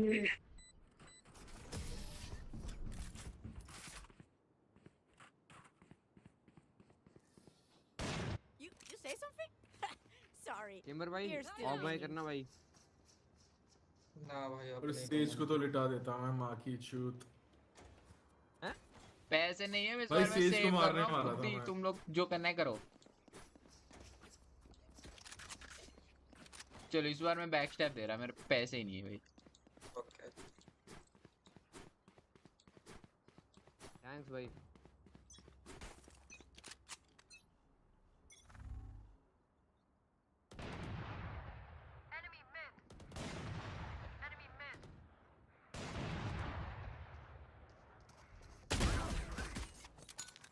फुट्टी में पिस्टल से मार के आया हूँ वैंडल वाले को। गार्ड फटी पड़ी है हील देने। अरे Spike down B. पिस्टल से छूट गया है वो। मजा आ गया।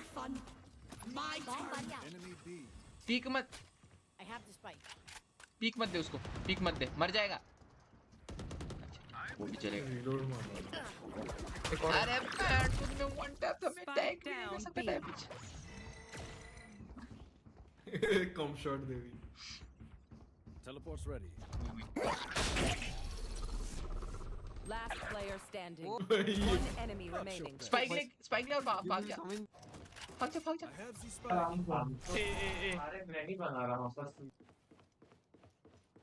तुड़ुन तुड़ुन मिड पे कैम कर सकता है, मिड देख के कर सकता है।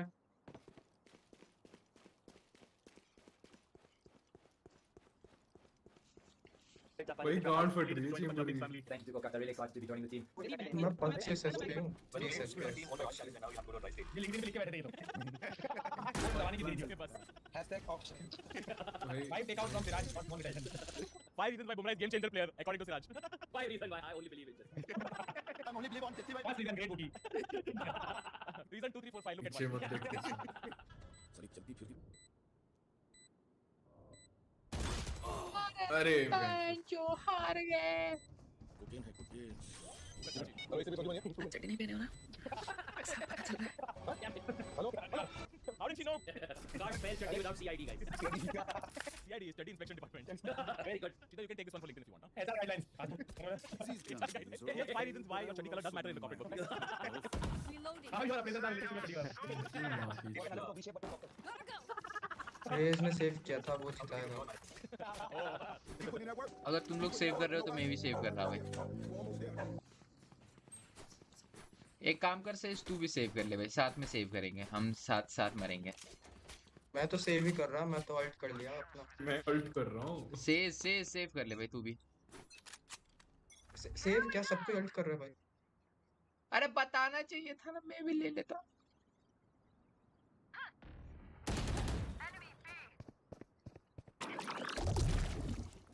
ओमेन ने बाय नहीं किया तुम लोगों ने भी नहीं किया तो मैंने लगा सेव कर रहे हैं छी हक दिए बेंच 124 रेना 124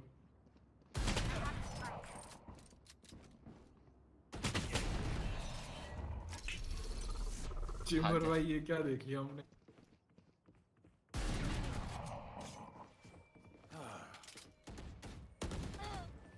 ने सारे बुलेट वेस्ट कर दिए भाई Spike down B. अबे भाई मैं खेल ही नहीं रहा ना तू अभी सोता अबे स्पाइक नहीं मिले मेरे को नहीं अभी सोता तो बोलता कि कूद के चले जा मर जा पर यहाँ तो कूद भी नहीं सकता ओह नो ये भी राइट करेक्ट आप छेद वाले जीन्स भी अच्छे लगते हो ले बेंच सही टाइम पे एफके गया अब जींस में भी अच्छे लगते हो कुर्ते में भी अच्छे लगते हो सूट में भी अच्छे लगते हो लेकिन अब बिना चड्डी के सिर्फ मेरे लगते हो एक काम करो 2 जन को मैं बाय दे सकता हूँ मेरे को और भी दे दो मैं अल्ट पे खेलूंगा चलो अरे तेरे पे पैसे है पहले सेज मांग ले पैसा अरे मेरा एक्स्ट्रा होगा भाई सेज मांग ले सेज रिक्वेस्ट कर ले अरे ओ सेज रिक्वेस्ट हाँ ये ले मेरे को और दिला दो भाई मैं अल्ट पे खेलूंगा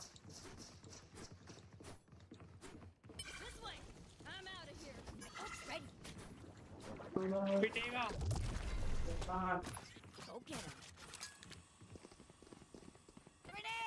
It's you and me.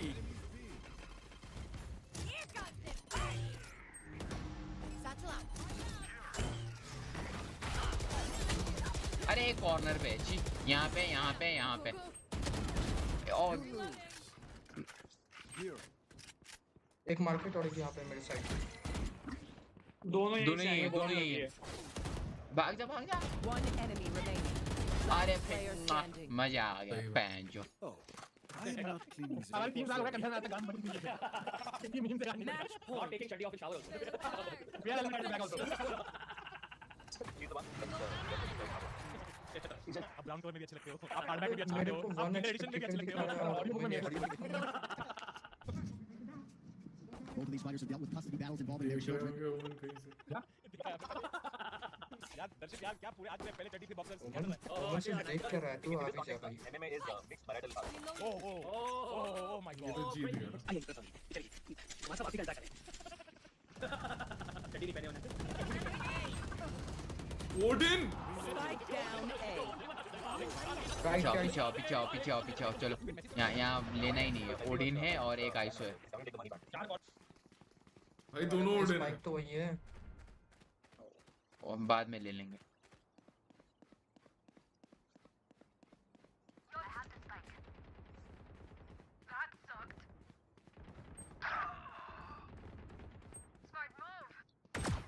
enemy remaining. ISO वो ए पे है बी भागो, वो ए पे है बी भागो, वो ए पे है बी भागो। अरे बी भाग रहा तू। Player standing. Spike down A. अब मैं बोला था बी भागो, तुम लोग क्यों पुश किए भाई? आइसो को क्यों पुश किए? बी भाग जाते ना। अरे यार। Fight till the end, no matter what. Need a drop. Neon तो लेंगे। वेल उसका अल्ट कुछ काम का भी नहीं है, छोड़ो। ये अल्ट करेगा तो मर जाएगा भाई, इससे अच्छा अल्ट ना करे। भाई मुझे तुम लोग भाग जाते यार, मैंने बोला था भागो, बी भागो। अभी तुम लोग ए करो, मैं बी पे जाऊंगा स्लोली। Chamber bye. पहले बोलना था ना भाई। अरे ए ही जाओ, मैं बी में जाऊंगा, ए पे फेक करो, जाओ भागो भागो, ए भागो।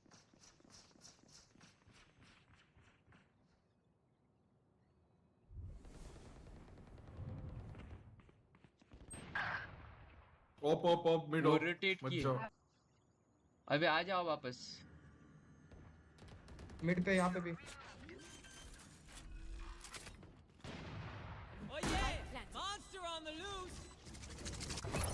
अरे बहन चोद, अल्ट कर दिया इसने। आ गया। अबे तू कहाँ जा रहा है? You and me. क्या कर रहा है, क्या कर रहा है?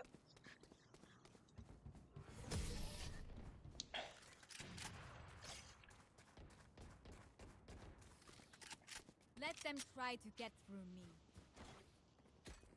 फाइनली ओमन आ गया। भाई तू ना आता तो मेरा अल्ट आ जाता भाई। कोई ना भाई। I'm out of here. एक का तेरे पे भी अल्ट है, तू मर जाएगा, कोई ना।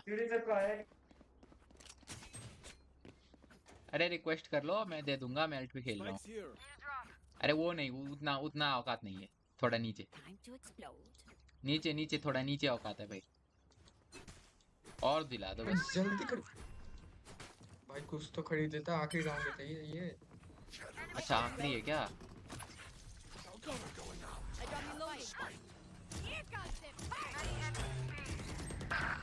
ले बेंचो। ISO 144. The hunt begins.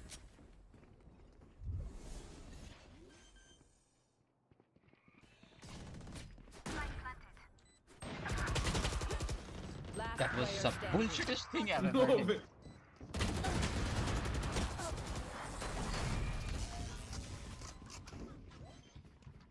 ये फुद्दू लोग साइड पे कभी खेलते ही नहीं है, सब पीछे खेलते हैं भाई सब साइड। ब्रो अभी भी ना प्लांट करके पीछे चले जाते हैं।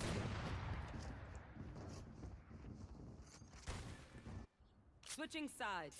Overtime. Oh, surrounded by minha família. We won't lose. किस कलर की चड्डी पहने हो? बता दो ना। नॉर्मल तो चुकी है, हम इतने ज्यादा हो चुके हैं, लगेगा चड्डी तो पूछती है। नहीं पूछेगी तो पता नहीं। एट पॉइंट भी आ रहा है। यहाँ से ब्लाइंड जंप, यहाँ से अगर कोई दिखे मतलब फुट आए तो अंदर आ जाओ, मैं बॉल लगा रहा हूँ, फंस जाएगा, मुझसे मत बोलियो। हाँ भाई नियॉन पीछे ही खेल ले भाई, रिक्स मत ले ले।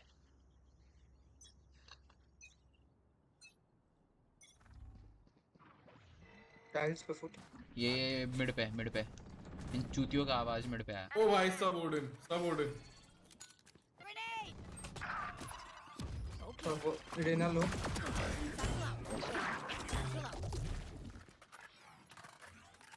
मार ले।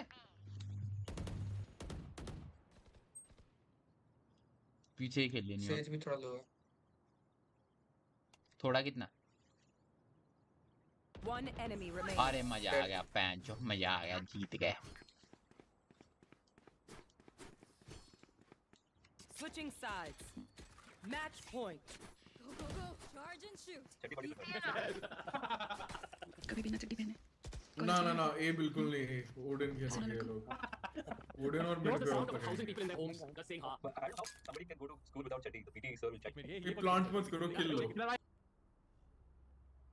मैं यहाँ सुनो, वहाँ आवाज मत करियो, चुपचाप बैठियो। मैं यहाँ ए पे बहुत आवाज करूंगा, उसके बाद आ जाऊंगा, ठीक है? थोड़ा आवाज मत करियो, स्मोक भी मत करना।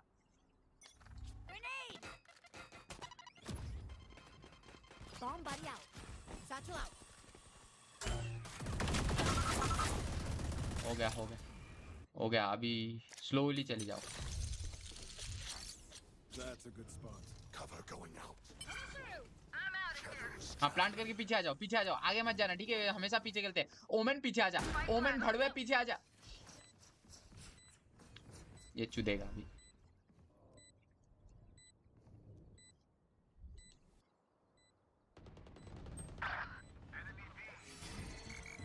भाई ओमन देखा नहीं तूने? हाँ, इसीलिए बोला था ओमेन पीछे आ जा, ओमेन पर नहीं।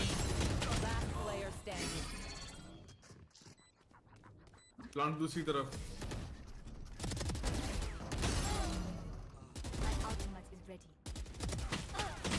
भाई अभी किल लेके क्या फायदा? इसीलिए बोला था भाई ओमेन को पीछे आ जा, पीछे आ जा, पर नहीं, उसको तो आगे जाना है भाई। तू जब नहीं था ना राउंड में, तब पता चल गया कैसे जीतना है वो राउंड, इसीलिए तेरे को पता था भाई। सुनते ही नहीं। एक तो ओमेन ने देखा भी नहीं कि साइफर मेन से आ रहा है। मेन बोल रहा हूँ, वो साइड से आ रहा है। साइफर नहीं भाई, स्मोक था पक्का, वो मार्केट से आया होगा। चाचा इसीलिए आपको बोला पीछे आ जाइए। ओमेन भैया आपने सुनी नहीं, ठीक?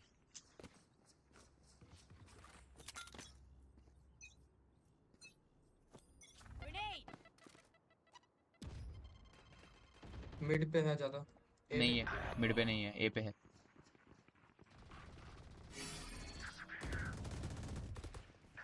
मैं बैक स्टैब आ गया almost. remaining. Spike down A. Get him.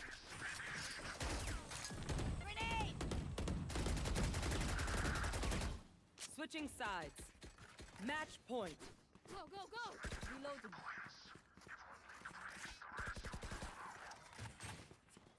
हमको फेक करके रोटेट करना है, बस यही ध्यान रखो, बस मेरे को पता नहीं और कुछ। अबे ऑल मिड से पुश करते हैं भाई। ठीक है, चलेगा भाई। चलो चलो, यहाँ से सीधा बैक साइड जाएंगे, ठीक है? मैं रेस तेरे साथ आ रहा हूँ। आज सुन, यहाँ ऊपर ऊपर स्मोक करियो, मिड टॉप पे स्मोक करियो, और हम सब बी मार्केट से ऊपर जा रहे हैं उनके बोबा पे। यहाँ स्मोक करियो ऊपर।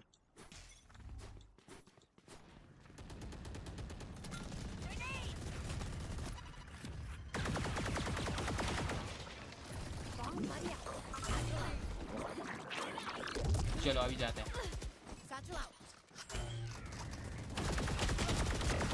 हो गया, चलो साइड पीछे हिल देते, पीछे हिल देते। ओए ओए ओए 74 29।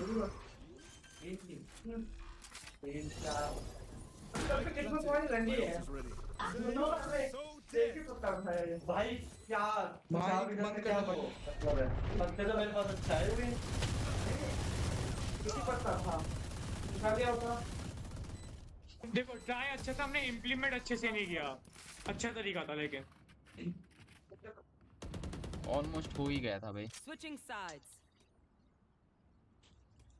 भाई किसी भड़वे ने अगर ड्रॉ किया ना तो सब कंटिन्यू पे क्लिक किया ना भाई। हाँ, नेक्स्ट राउंड श्योर ड्रॉ होगा, क्योंकि कोई भड़वा श्योर ड्रॉ करेगा। नेक्स्ट राउंड पक्का ड्रॉ होगा। मैंने बताया ना आपने वो हार्ट बीट चेक करने था।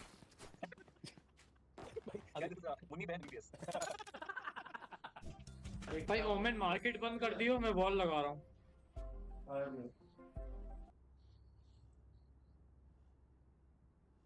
भाई मत मरना प्लीज, मिड पे मत मरना।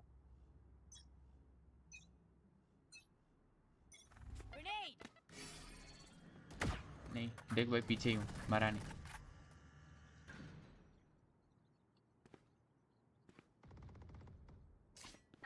पीछे आ जाओ, पीछे आ जाओ, प्लीज प्लीज पीछे आ जाओ, पीछे आ जाओ, पीछे आ जा, पीछे आ जा। पीछे। हाँ हाँ हाँ हाँ, nice.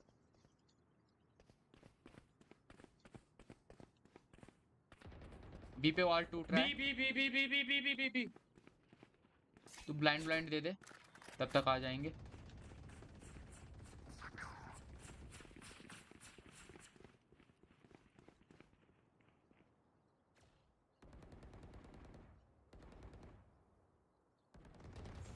Nice nice one nice one एक ही है नाइस हो गया दिख गया पीछे पीछे पीछे पुश मत करो पुश मत कर रश मत करो जा बी में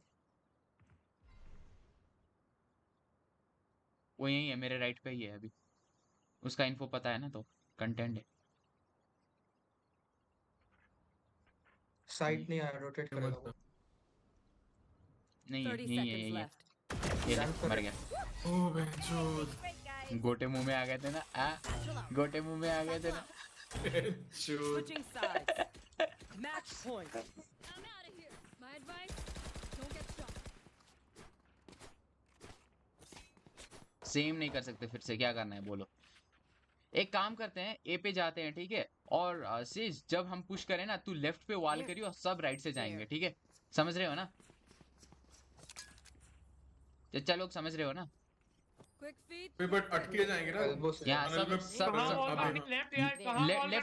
लेफ्ट वॉल राइट गो नाइस चलो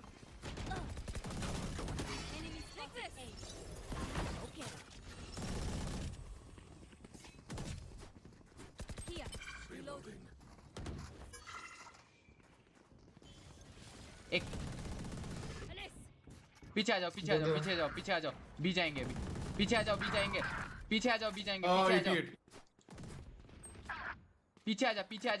जाएंगे अभी Last player standing. यार फिर से तीनों पे पता है पर अबे ये कैसे बच जाता है सुन भाई पहले में वो प्लांट कर अल्ट आएगा प्लांट कर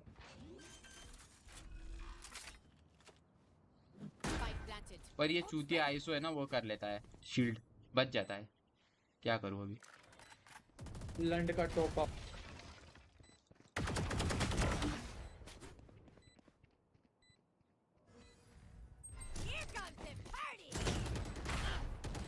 Out of charges. What the fuck? One defusing. One enemy remaining. पीछे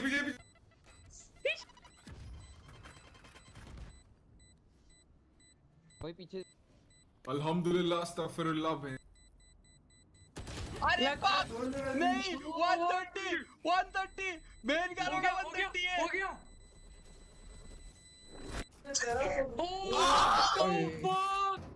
ब्रो क्या हो गया वो 130 पे बच गया बैंड चोद 130 पे बच गया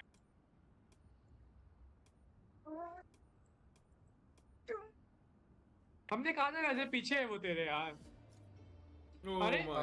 अरे फक मेरे को लगा लेफ्ट से आएगा पता नहीं क्यों बोला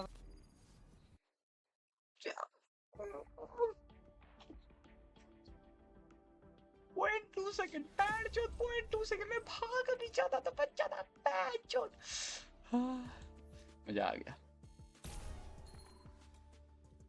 ड्रॉप है ड्रॉप है fulfilling game let's say fulfilling game I'd say was like game pugyo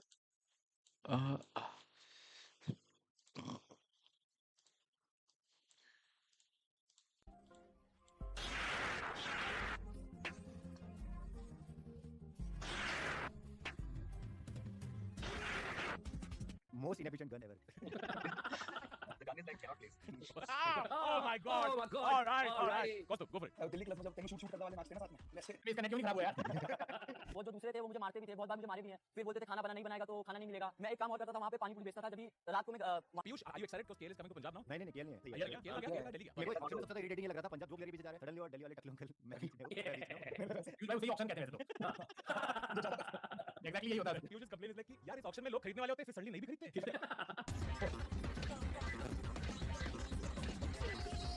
भाई कोहली बुमराह सिंपल भाई बहुत भयंकर पूरा देश simple I mean we are all Bumrah simple हां कुछ तो बोल बूम बूम बुमराह और झूम झूम कोहली मैं तो यार आज ना सारी टीम पाते नहीं मारता अगले दिन पे तू पहले जोक मारना ठीक है नहीं अच्छा आप कहां पर जाओगे अगर ये घर आपका तोड़ जाएगा अभी बारिश का मौसम है ये मौसम भी बंद है हां वो बिल्डर के मारे दोस्तों लोड़ा डेवलपर्स की नहीं property PHK stands for Pika already fully just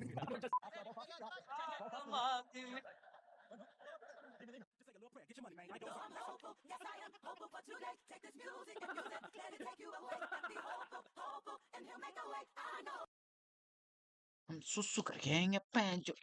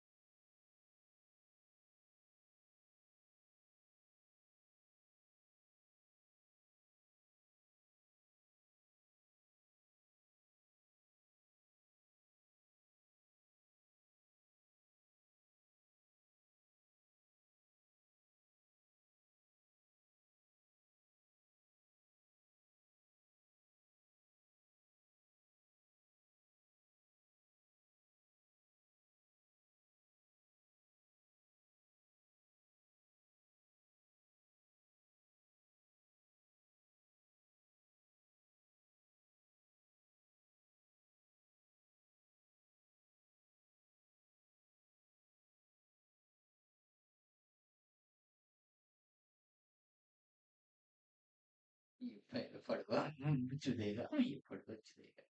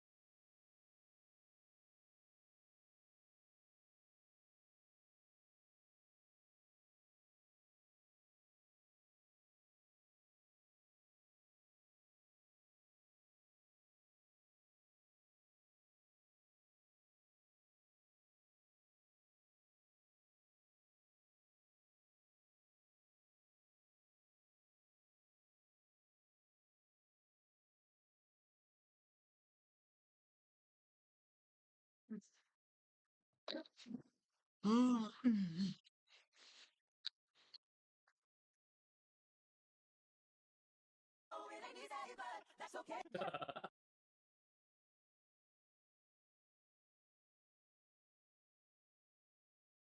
हम लो वाली जनरेशन थे ना, हम लोग बचपन में वो लोग होते थे यार टेस्ट मैच कौन देखेगा यार बहुत बोरिंग है यार।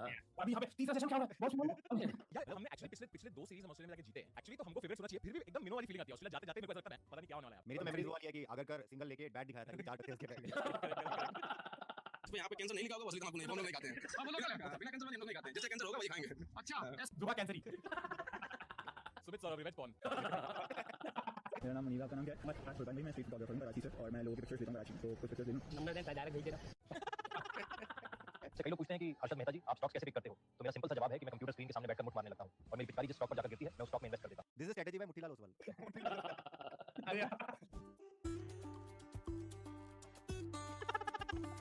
सो स्वीट ब्रो सुहाग रात पे सोफे पे सो जाएगी दूध भी खुद गरम करेगा खुद करेगा। The theme of the wedding was मेरी सिलेक्शन हो गई है मेरी सिलेक्शन हो गई है मेरी सिलेक्शन हो गई है। वेंकटेश अय्यर मेड के क्या captain techniques banned in the UFC.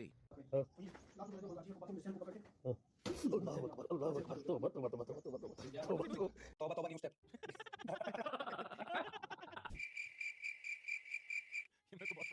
Jaiswal freed को सुखापुरी बुलाता है ये भी लिख के बैठे थे अभी I don't think much has changed. Even now, when I see his writing, I have my mouth wide open. You like dick? Guys, I think you should not make fun of him. He also has feelings like the bunny. Okay. बहुत ठंडे यार, हाथ बहुत ठंडे हो रहे हैं। थोड़ी देर के लिए आपके पेंट पर डाल दूं क्या? खुद के पैंट में डाले यार ए रुक भाइ म एकैछिन स्ट्रिममा म्युट गरे अनि आप होमो इरेक्टस में भी अच्छे लगते हो He's thinking about the other side. Chimpanzee है भाई आज चड्डी नहीं पहने हो ना? सब पता चल रहा है। अरे यार इन्हें कहा भी कैमरा छुपाया यार Security guard outside the mall. Dude, this lady's name better than Rupa bro. ये बॉडी का स्पॉन्ज ठीक है ये हो तो देखो इसके अंदर ये जब ग्लास फुल हो गया तो जब ये फुल हुआ तो क्या हुआ ये बिखरना शुरू हो गया दिखा तो ये ल साथी मैले भन्नु त्यति हो त्यो कुरालाई ध्यानमा राख्नु चाहिँ Cristiano Ronaldo and Lionel Messi. थोड़ा लव ट्रायंगल बबुला ट्रायंगल किसने बोला आई शुड डिवोर्स किस कलर की चड्डी पहने हो? Just to point out, you can't say uranium without chaddi. क्यों? अरे uranium without Uranus की जोन में पर उसको flip करके स्कूल में सुनाना पड़ेगा ये। इससे बढ़िया मैं चड्डी का बता दूँ। श्रीधर जोक नहीं लिखे हो ना? दिख रहा है।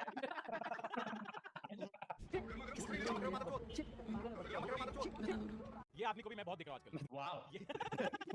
जवानी पहली वाव पेप्पा पिग जिक्स ऑफ This is short and Peppa Pig. मिलने से डर नहीं लगता आपसे? बस जब मिलने के बाद मूड बनता है ना, बस इससे लगता है। This is true of most people. Now I know मेरी सारी जो मैचेस हैं वो क्यों नहीं मुझसे मिलना चाहती सुनो, रेडी रहना, आ रही हूँ मिलने। सच बताना लड़को, कभी गर्लफ्रेंड की चड्डी पहने हो क्या? I can't answer this question. It's a Victoria's Secret. अगर प्यार ही नहीं था, तो बिना चड्डी वाले फोटो क्यों भेजा? भाई मैं चड्डी त्याग रहा हूँ ये बात। मैंने बॉल डाला विराट को फील्ड, उसी बॉल पे विराट को बोला इधर खड़ा हो जा जा। वो आया, बॉल डाला और उसी बॉल पे कैच छूटा उसी फील्डर से। विराट को लगा तेज आएगा, वो स्लो आया, वो छूट गया वहाँ पे। उसके बाद मैकलम ने हमें अच्छे से धोया। तो पहले दिन हम सोच रहे थे कि नहीं यार छूट जाता है, आउट ऑफ द गेम है। दिन खत्म होने तक बोले नहीं यार पकड़ सकते थे। नेक्स्ट डे लंच हो गया, फिर जब टी हुई तो उसको बोलते नहीं यार छोड़ना नहीं था तुझे। फिर जब दूसरा दिन खत्म हुआ, हमने 2.5 दिन फील्डिंग किया था, तो वो खुद से कह रहा था बहुत ही गलत छूटा है। Alright, that's a great episode. Follow everybody on Instagram. Book my show link for shows. Kulu is going to Australia. Actually, पता नहीं कब निकलेगा नहीं।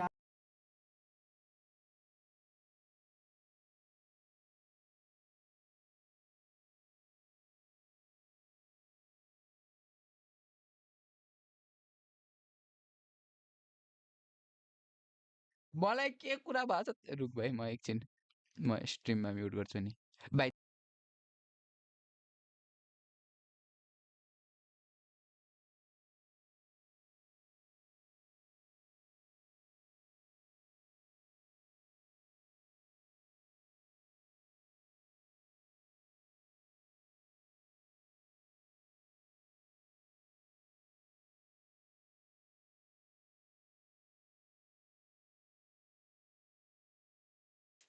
Okay so I turn on the stream audio मित्र एकदम उचित अवस्थामा हुनुहुन्छ नि हजुर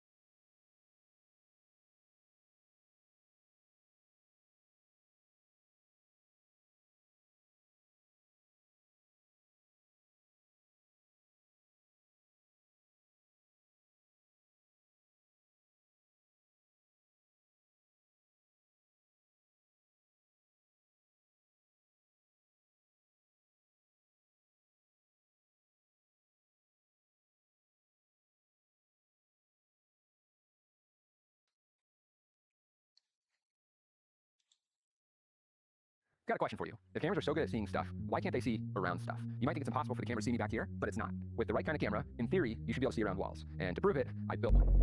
It's a very weird camera. It can only see 1 pixel, but it can make full images. And it can do a lot more than see around things. We can make it behave like any lens, including crazy lenses that would be almost impossible to make. And I know I say it every time, but this thing was so painful to get working. If anything is off at all, you just get crazy images out of this, and a lot of stuff was off. I also hope we can get some nice portraits of my wife's face. I'm really interested in what her face would look like if we could see around it. I'm not sure if that's gonna be flattering or not, so no promises. So let's get into it. I think everything will make a lot more sense if we first talk about how normal cameras work. So imagine that I have a box, and inside my box, we have a little ant, and then outside the box, there's stuff. And then imagine we poke a little hole in our box. And if our little ant looked out of the hole, it would just see some little tiny part of what's out there. And if our ant walked down the box to a different spot and looked out, it would see some other little tiny part. If you think about it, the ant walking from one side to the other, it would see every point that's out there. And this is how cameras work. Instead of an ant, there's some kind of sensor or film, and whatever's out here, if there's light on it, the light bouncing off it will go in and hit this sensor at different points. And the sensor measures at every point on it how bright the light is that's hitting it. And this is all a photograph is. A bunch of points that are light or dark, depending on how bright the light was that hit that spot in the camera. This is called a pinhole camera, and the big downside is that not very much light can get through this little tiny hole. So if you think about what the camera's actually doing, you start coming up with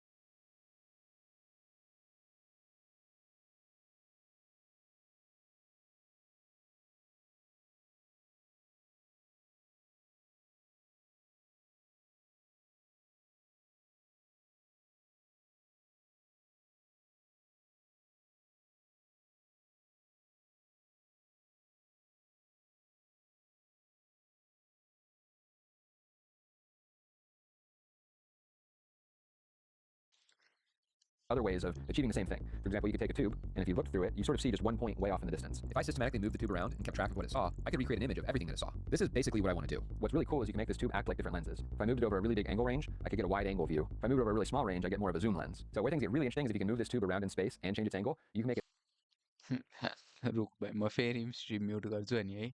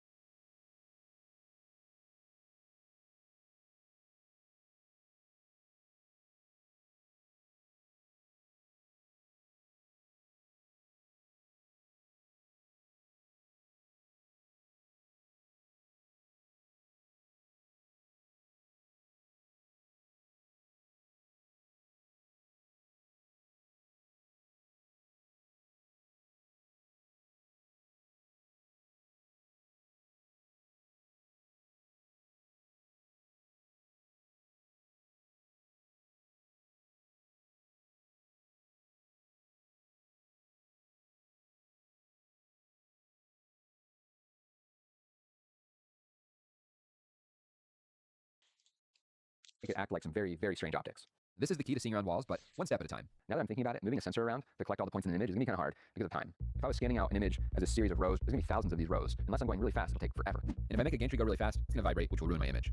And I spent a long time thinking about how I could do this, and I came up with something that I think will work. So I'm going to put the sensor on an arm that spins. The sensor can move up and down the arm to change where it is in space, and it can also change the angle that it's pointing in. This is a very simple mechanism that will let us move the sensor around and change where it's pointing. This is nice because once I get that arm accelerated and going, I'm not going to have to slow it down. It just is going to spin real fast until I'm done. So it won't be accelerations causing vibrations, as long as I have it balanced really well. There's a few other nice things about this design, but it'll be a lot easier to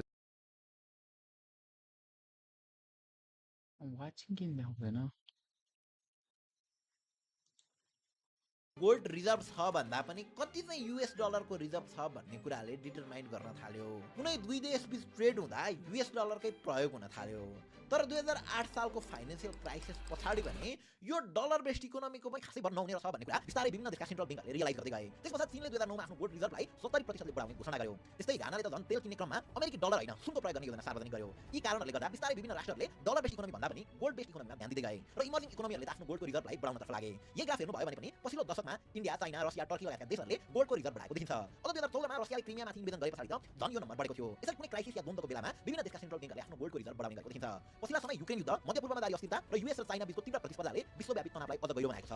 geopolitical टेन्सनले आर्थिक क्षेत्रमा पनि प्रभाव पार्छ। यस्ता सङ्कट र अनिश्चितताका समयमा लगानीकर्ताले अथवा central ब्याङ्कले पनि आफ्नो सम्पत्तिको सुरक्षा गर्न सुनमा लगानी बढाउँछन्। चीन, भारत र रसिया पछिल्लो समय सुनको प्रमुख बायर बनेका छन्। उनीहरूले अमेरिकी डलरमा निर्भरता घटाउने रणनीति अन्तर्गत सुनलाई प्राथमिकता दिइरहेका छन्। पछिल्लो समय वेस्टर्न कन्ट्रीजहरूले रसियामाथि स्याङ्सन लगाएर उसको सम्पत्ति रोकिदिँदा रसिया साथै अन्य देशहरूले पनि डलरमा आफ्नो रिजर्भ राख्दा सधैँ जोखिममै हुने रहेछ भन्ने बुझेकाले सुनकै रिजर्भ बढाउनतिर लाग्दैछन्। अब अहिले उत्खनन भएको सुनको 1/4 भाग यानि 1/4 भाग Fed, bank of England, people's bank of China लगायतका अधिकांश सेन्ट्रल ब्याङ्कहरूले होल्ड गरेका छन्। यसरी सेन्ट्रल ब्याङ्कको सुनतर्फको आकर्षणले गर्दा सुनको डिमान्ड बढिरहेछ, जसले गर्दा सुनको भाउ विश्व बजारमा बढिरहेको छ। अझ वर्ल्ड गोल्ड काउन्सिलको एस्टिमेसन अनुसार अहिलेसम्म 2,12,582 टन सुनको उत्खनन भएको छ र अब लगभग 30% मात्र सुन पृथ्वीबाट उत्खनन हुन बाँकी छ। त्यही भएर पनि लिमिटेड सप्लाई भएकै कारण डिमान्ड बढ्दा प्राइस पनि बढ्दै गएको हो। कुनै पनि वस्तुको मूल्य सेट हुनमा इकोनोमिक्सको सामान्य theory law of supply and डिमान्डको रोल हुन्छ। यो थ्योरी अनुसार यदि कुनै वस्तुको आपूर्ति भन्दा माग बढी छ भने त्यसको मूल्य वृद्धि हुन्छ र यदि त्यस वस्तुको माग भन्दा आपूर्ति धेरै छ भने त्यसको मूल्य स्वतः घट्छ। सुनको लिमिटेड सप्लाई छ तर डिमान्ड भने दिनदिनै बढेको बढी छ, जसले गर्दा अन्तर्राष्ट्रिय बजारमा यसको प्राइस बढिरहेको हो। अब नेपालको केसमा नेपालले सुन सम्पूर्ण रूपमा इम्पोर्ट गर्छ, मुख्यतः संयुक्त अरब इमिरेट्स युएबाट, त्यसपछि टर्की र स्विजरल्यान्डबाट। सो इन्टरनेशनल मार्केटमा सुनको मूल्य बढ्दा यता पनि बढ्छ र घट्दा यहाँ पनि घट्छ। त्यसबाहेक पनि नेपाललाई मात्र असर गर्ने केही कारणहरू छन् जसले सुनको मूल्यमा फ्लक्चुएसन ल्याउँछ। जस्तै धार्मिक हिसाबले पनि सुनलाई बडो महत्त्वका साथ हेरिन्छ। अझ धर्मसँगै यो चिज चाहिँ मानिसहरूले लग्जरीसँगै पनि जोड्ने भएकाले देखाउनकै लागि पनि सुन लगाउने चलन छ। अनि विवाह जस्ता कार्यहरूमा त यो नभई नहुने धातु नै हो। मङ्सिर र माघको महिनामा विवाहको धेरै लगन हुने भएकाले सुनको डिमान्ड बढ्छ, जसले गर्दा प्राइस पनि बढ्छ। अनि धनतेरसको दिन नेपालमा सुन अथवा केही धातु किन्ने चलन पनि छ। त्यही कारणले गर्दा त्यही दिन डिमान्ड बढी भएको कारणले गर्दाखेरि सुनको भाउले पिक हासिल गरेको थियो। अब त्यसो भए पछिल्लो समय चाहिँ फेरि सुनको भाउ किन घट्दैछ त? एक त सामान्य सप्लाई र डिमान्डको थ्योरीले पनि कुनै वस्तुको प्राइस हाइक भइरहँदाखेरि त्यो सधैँ हार्डो लाइनमा हाइक हुँदैन, सानो सानो करेक्सनहरू आउँदै बढ्दै जाने हो। चाहे त्यो सेयर मार्केटमा होस् या बिटकोइनमा होस् या सुनकै प्राइसमा यदि त्यो बढ्ने नै छ भने हार्डो रेखामा बढ्दैन, सानो करेक्सन लिँदै अनि बढ्दै जान्छ। सो ठुलो राइज पछाडि सुनको मूल्यमा अहिले सानो करेक्सन आइरहेको हो, जुन कुरा स्वाभाविक हो। अझ इन्डियन थ्योरीको अनुसार पनि अक्टोबर र नोभेम्बरमा सुनको मूल्यमा केही करेक्सन आउने कुरा त टेक्निकल एनालिस्टहरूले पहिले प्रेडिक्ट गरेको कुरा हो। अझ युएस इलेक्सनमा डोनाल्ड ट्रम्प विजयी भइसके पछाडि केही असम्म रसिया युक्रेनको वार कन्ट्रोल हुन्छ कि भन्ने एक्सपेक्टेसन्सले पनि ठुलो क्राइसिस नआउला भन्ने कुराले पनि सुनको डिमान्ड घटेको थियो, जसले प्राइस घटाएको थियो। डोनाल्ड ट्रम्पले जिते पछाडि सुनको मूल्यमा केही समयका लागि गिरावट आउँछ भनेर त धेरै मिडियाले पहिले फोरकास्ट गरिसकेको कुरा हो। अब यी सबै कुराहरूले नेपालमा सुनको मूल्य घटाउनमा केही भूमिका खेलेकै हो। तर नेपालको केसमा चाहिँ अनौठो कुरा के भइदियो भने एकै दिन सुनको मूल्य प्रति तोलामा 15,000 भन्दा बढीले घटेको थियो। यसको कारण चाहिँ फेरि अन्तर्राष्ट्रिय बजारको गिरावटको कारण भन्दा पनि नेपालकै इन्टरनल पोलिसी चेन्जको कारणले गर्दा हो। त्यसबेला सरकारले सुन आयातको भन्सार दर 50% ले घटाइदिएको थियो। पहिला भन्सार दर 20% थियो भने पछि त्यसलाई घटाएर 10% कायम गरेको थियो। यानि सुन इम्पोर्ट गर्दा सरकारले बुझाउनु पर्ने पैसाको पर्सेन्टेज घटेको कारणले गर्दाखेरि यसको प्राइस पनि घटेको हो। अब अन्त्यमा आउने दिनमा सुनको प्राइस बढ्छ कि घट्छ र सुनमा इन्भेस्ट गर्ने कि नगर्ने त? अफकोर्स सुनको मूल्य त केही समय गए पनि लङ्गर रनमा बढ्ने नै हो, किनकि सप्लाई एकदमै कम हुँदै गएको छ तर डिमान्ड बढेको बढी छ। तर यसमा इन्भेस्टमेन्ट गर्ने कि नगर्ने भन्ने विषयमा चाहिँ तपाईले केही कुरा बुझ्नै पर्ने हुन्छ। जस्तै नेपालमा सुन किन्दा तपाईले बजार भाउमा किन्नै सक्नुहुँदैन। सुन खरिद गर्दा उपभोक्ताहरूले बजार मूल्यमा मात्र नभइकन थप शुल्क, निर्माण खर्च र जर्ती शुल्क समेत तिर्नुपर्ने हुन्छ। यी शुल्कहरूले सुनको मूल्यलाई बजार मूल्यभन्दा करिब 12% ले बढाइदिन्छ र बेच्ने बेला पनि तपाईले पाउने प्राइस भनेको बजार भाउ भन्दा करिब 2% जति कम हुन्छ। सो किन्दा 12% भन्दा बढी रकम हाल्नु पर्यो, सो बेच्दा त्यो प्राइस भन्दा 2% कममा बेच्नुपर्ने भयो। सो यही कारणले गर्दाखेरि तपाईले सुनमा लगानी गरेर चाहिँ प्राइस बढे पछाडि मैले बेचेर फाइदा लिन्छु भन्ने सोचिरहनु भएको छ भने त्यो अलिक गाह्रो कुरा हुन सक्छ, अथवा फाइदा लिनको लागि धेरै पर्सेन्टेजले तुराइ दिनुपर्ने हुन्छ। अर्को कुरा भने चाहिँ सुनको वेट घट्दै जान्छ, केही इन्भाइरोमेन्टल कन्डिसनका कारणले या त्यसमा हुने इम्प्युरिटिजका कारणले या सिम्पली लगाउने फुकाउने वा सामान्य केहीमा ठोकिएर स्क्रैच जस्ता गतिविधिहरूले यसले गर्दाखेरि सुनको वेट घटिने हुन्छ। सो यदि तपाईँ इन्भेस्टमेन्टका लागि र भोलिको दिन यसको प्राइस बढ्छ अनि बेचेर फाइदा लिन्छु भन्ने सोचमा हुनुहुन्छ भने चाहिँ सुन खासै राम्रो इन्भेस्टमेन्ट मानिँदैन। तर फेरि अब चाँडै विवाह गर्ने सोचमा हुनुहुन्छ, बाजा बजाउने सोचमा हुनुहुन्छ भने चाहिँ विवाहको सिजनमा भन्दा पनि डिमान्ड कम भएको बेला वा यसरी घटेको बेला किनेर राख्नु भयो भने फाइदा नै हुन्छ। बाँकी त हाम्रो भ्युअर्सको एज हेर्ने हो भने पनि धेरैजनाको यही बेलातिर विवाह हुनुपर्ने हो अथवा विवाह गर्ने बेला आउँदैछ। सो यदि वैवाहिक जीवनमा बाँधिँदै हुन्छ भने हाम्रो तर्फबाट पनि शुभकामना छ र नेपालमा विवाह किन महँगो भइरहेछ भन्ने बुझ्नलाई यो अर्को भिडियो हेर्न नसुर्ताउनु होला। हस् त, thank you for watching. Model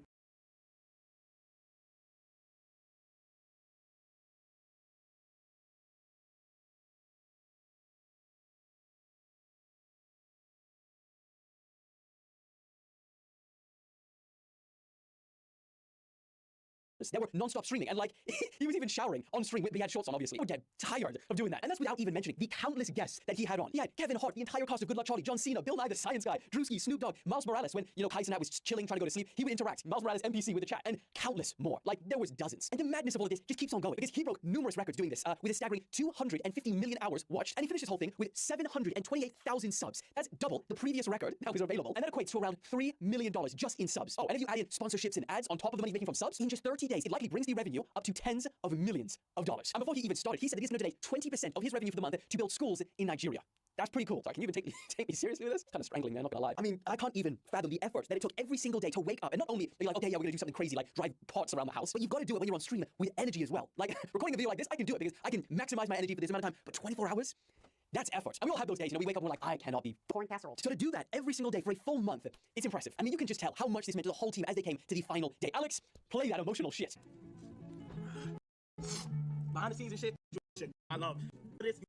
Our productions, but no, it started with one man who decided to start streaming. The level of creativity and production demonstrate. Move on now, from labeled a national hero for doing it. Now, if you don't know who Johnny Somali is by now, count yourself lucky. But he's essentially a streamer from America, and he goes to different countries, essentially harassing the public, disrespecting the people and their culture. And that's like really trying to keep it short and putting it lightly. I mean, he is facing multiple years in prison in Korea for what he did there. The best way to put it is that he literally embodies what you imagine rage bait content is. And so when locals online would get angry at him, he would say, come at me, and he would challenge people to confront him in real life. And so last month, a guy called Yu Dalgun, who's former Korean Special Forces, well, he did exactly that. Now, I'm not sure how much of this I can play. Alex, really make sure that we don't get taken down for this one. Don't show any contacts. But Mr. Yu Dalgun said that he felt a sense of duty to confront Johnny and hold him accountable for all of his behavior online. And this may not seem like, oh my God, but if you actually knew the stuff that he did, you'd be like, fair. Now, since then, Yu has faced both criticism and praise, obviously, because he did this right in front of police. He started getting called the Somali hunter and also a hero by people around the world. But now, as Yu's legal cases are moving forward, many Koreans are actually rallying behind him, supporting him through crowdfunding to cover his legal fees. Oh, I just had a thought. Imagine, because obviously you know that Johnny Somali, he's facing potentially 5-10 years behind bars in Korea. But imagine if Dalgun also goes to prison for this, and they end up getting put in the same one. I think bro will be rethinking every decision he ever made on stream. Anyway, moving away from that, because we need to talk about something wild that happened in Australia this week. The country's Senate just passed a bill banning all kids under 16 from using social media. That is pretty freaking huge. In fact, not only is that now the world's strictest social media law, but it's also the highest age limit set by any country. And also does not include any exemptions for existing users. So if you are 15 watching this and currently doom scrolling on TikTok, yeah, good luck. And it also doesn't exclude anyone that has parental consent to use social media. So it's pretty full on. And I mean, 16? I understand. Like I think we all acknowledge kids using social media. Maybe there should be some protection around that, but 16 feels pretty damn old. Anyway, this ban will not take effect for at least 12 months. So get your doom scrolls in now, guys, in Australia. But also they're putting the responsibility on the actual social media companies, because they say that any of them that don't comply, they'll be fined up to 50 million Australian dollars, which is like 30-something million USD. That's quite a lot. Now, as for which platforms are going to be banned for under 16s in Australia, it doesn't really say right now, but all of them, TikTok, Instagram, X, they've all come out since this has been put into the news, and they've said, they've criticized it. I mean, is that a shock? And also, as for how they're going to enforce this, well, apparently the government say they're going to rely on some sort of age verification technology. They don't exactly specify that, though, which also leads us to one of the biggest concerns is for everyone that's over 16, because technically, if they require verification for under 16s, everyone is going to have to verify. I mean, hypothetically, you're a 45-year-old man, you download TikTok for the first time, and it's saying, verify your age. So to now access the app, you're going to have to upload your passport or your ID, or somehow verify your age, and give this information over to the likes of Meta, ByteDance, which I don't think anyone wants to do, so that's kind of a concern. But then there's also using a VPN. Seems like, obviously it's going to make it a little bit more complicated, but seems like a pretty simple hack around it. You didn't hear that from me, though. Anyway, what do you guys think? Do you think that this is a law that is needed, or a law that just won't be brave enough to go on the Whipple to remind everyone to subscribe? Thank you very much. An old lady that will ramble on the phone for as long as possible to waste the scammers' time and keep them away from real people. So, W is then a dot. 3 times W and then dot. I think your profession is bothering people, right? I'm just trying us to have a little chat. It's nearly been an hour. It's a lot of Gosh, how time flies. It's showing me a picture of my cat, Fluffy. It's showing you a picture of your cat, Fluffy. Stop calling me gay, you stupid. Got it, dear. The company said that Daisy's had numerous 40-minute-long calls telling meandering stories of her family, talked at length about her passion for knitting, and even provided false personal information and made up bank details. Oh, and this is freaking needed, because just hypothetically, throw a number out there to think, how much money do people lose over online scams? 100 million? 200 million? No. Last year alone, the FBI said that it was a staggering 12.5 billion. From these scammers. That is unbelievable. My mind was blown when I saw that. So Daisy, we salute you. Because while they're busy talking to me, they can't be scamming you. And let's face it, dear, I've got all the time in the world.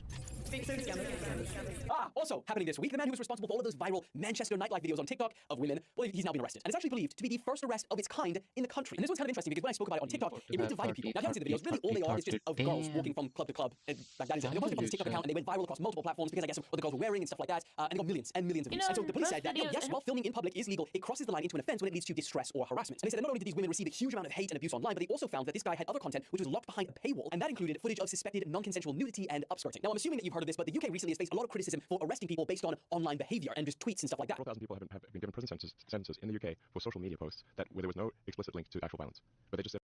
Also, AOC, apparently her name was put forward by the Democrats, according to The Hill. One Democratic strategist said that AOC, who is only 35, and if she did win, she'd be the youngest US president in history and first female, but they said that she would be a magnet for young voters because she cuts through the BS, doesn't talk like Washington, and she can leverage social media, which I think they're now starting to realize because of Donald Trump doing his thing, that social media is pretty much where it's at. So the question is, would AOC make a good president or not? Next, China discovered a massive new gold reserve, which is estimated to contain over 1,000 tons of gold worth $82 billion. That's just a couple of years for the scammers. That's crazy. That's crazy to think about. And think about how much work would have to go to extract this. Sorry, I'm on rapid fire news. Next, Israel and Hezbollah in Lebanon. Well, they agreed to a ceasefire this week, which is actually great news, and that's after a year of fighting. Next, people are concerned for Man City manager Pep Guardiola because he was seen this week with cuts and scratches all over his face after Man City on their 6th consecutive game without a win. And for Pep Guardiola, that is his worst run of form. Have we even covered this? I feel like we might have covered this. It's his worst run of form in his entire career, okay? And when he was asked where the scratches came from, he said, I went to harm myself. Next, another one I feel like I've covered, maybe because it was a while ago. Have I covered this one? Update on Uzbekistan guy. He sent a video to police saying that he is alive and well, but he's not coming home anytime soon. Next, Black Friday came and went, and if you didn't spend, well done. Because according to research from Consumer Group, which a staggering, this is wild, 9 out of 10 Black Friday offers are cheaper at other times of the year or the exact same price. I mean, before I saw that, I knew that brands were sus, right? I knew that they had the little tactics, but nothing could have prepared me for 9 out of 10 Black Friday offers. That's wild. Next, the freaking banana taped to the wall, art piece, that was bought by a Chinese cryptocurrency billionaire for $6.2 million, and who bought it found out, one free banana. Because of that, when the man who bought it found it, he bought that banana for 25 cents. Obviously, it's a new banana, right? Every couple of weeks. And he bought it from a 74-year-old fruit seller in New York. Think about how pissed you'd be. Because of that, when the man who bought it found out, the guy who he bought it from, he said that he could buy 100,000 bananas from the man's fruit stand, which would equate to around $25,000. So, if you're in New York, you can... Next, a member of the Rothschild family is believed to have died this week in a house fire. It's believed to be William Rothschild, and honestly, despite And then, for the final story of the day, this week I was contacted by the Met Police here in the UK. First time. And before you say anything, okay, I'm not out here getting in trouble. That ain't like me. It's actually for a good thing. So they emailed recently to share an embargoed story with me, which I'm allowed to now share with you. And it was essentially talking about how these two guys who carried out a series of brutal armed robberies around the UK, no, it was about around London. Well, they've now been arrested, convicted, and will spend time behind bars. And it was basically to demonstrate, what the Met Police were doing to clean up the streets. And while that story is significant, I wanted to put some attention on that. I mainly wanted to talk about how cool it is that the Met Police is actually reaching out to content creators. Because you know how old and really cool, right? I wasn't prepared for this speech. I normally have a pretty good idea on how I'm going to do the project I'm planning to do. Today is not one of those days. I am purely running on the idea of how hard could it be. Hello and welcome back to the series where I take my favorite Minecraft YouTuber builds and bring them into the real world using my amateur diorama making skills. Yep, it's hard work, but someone's gotta do it. But this time,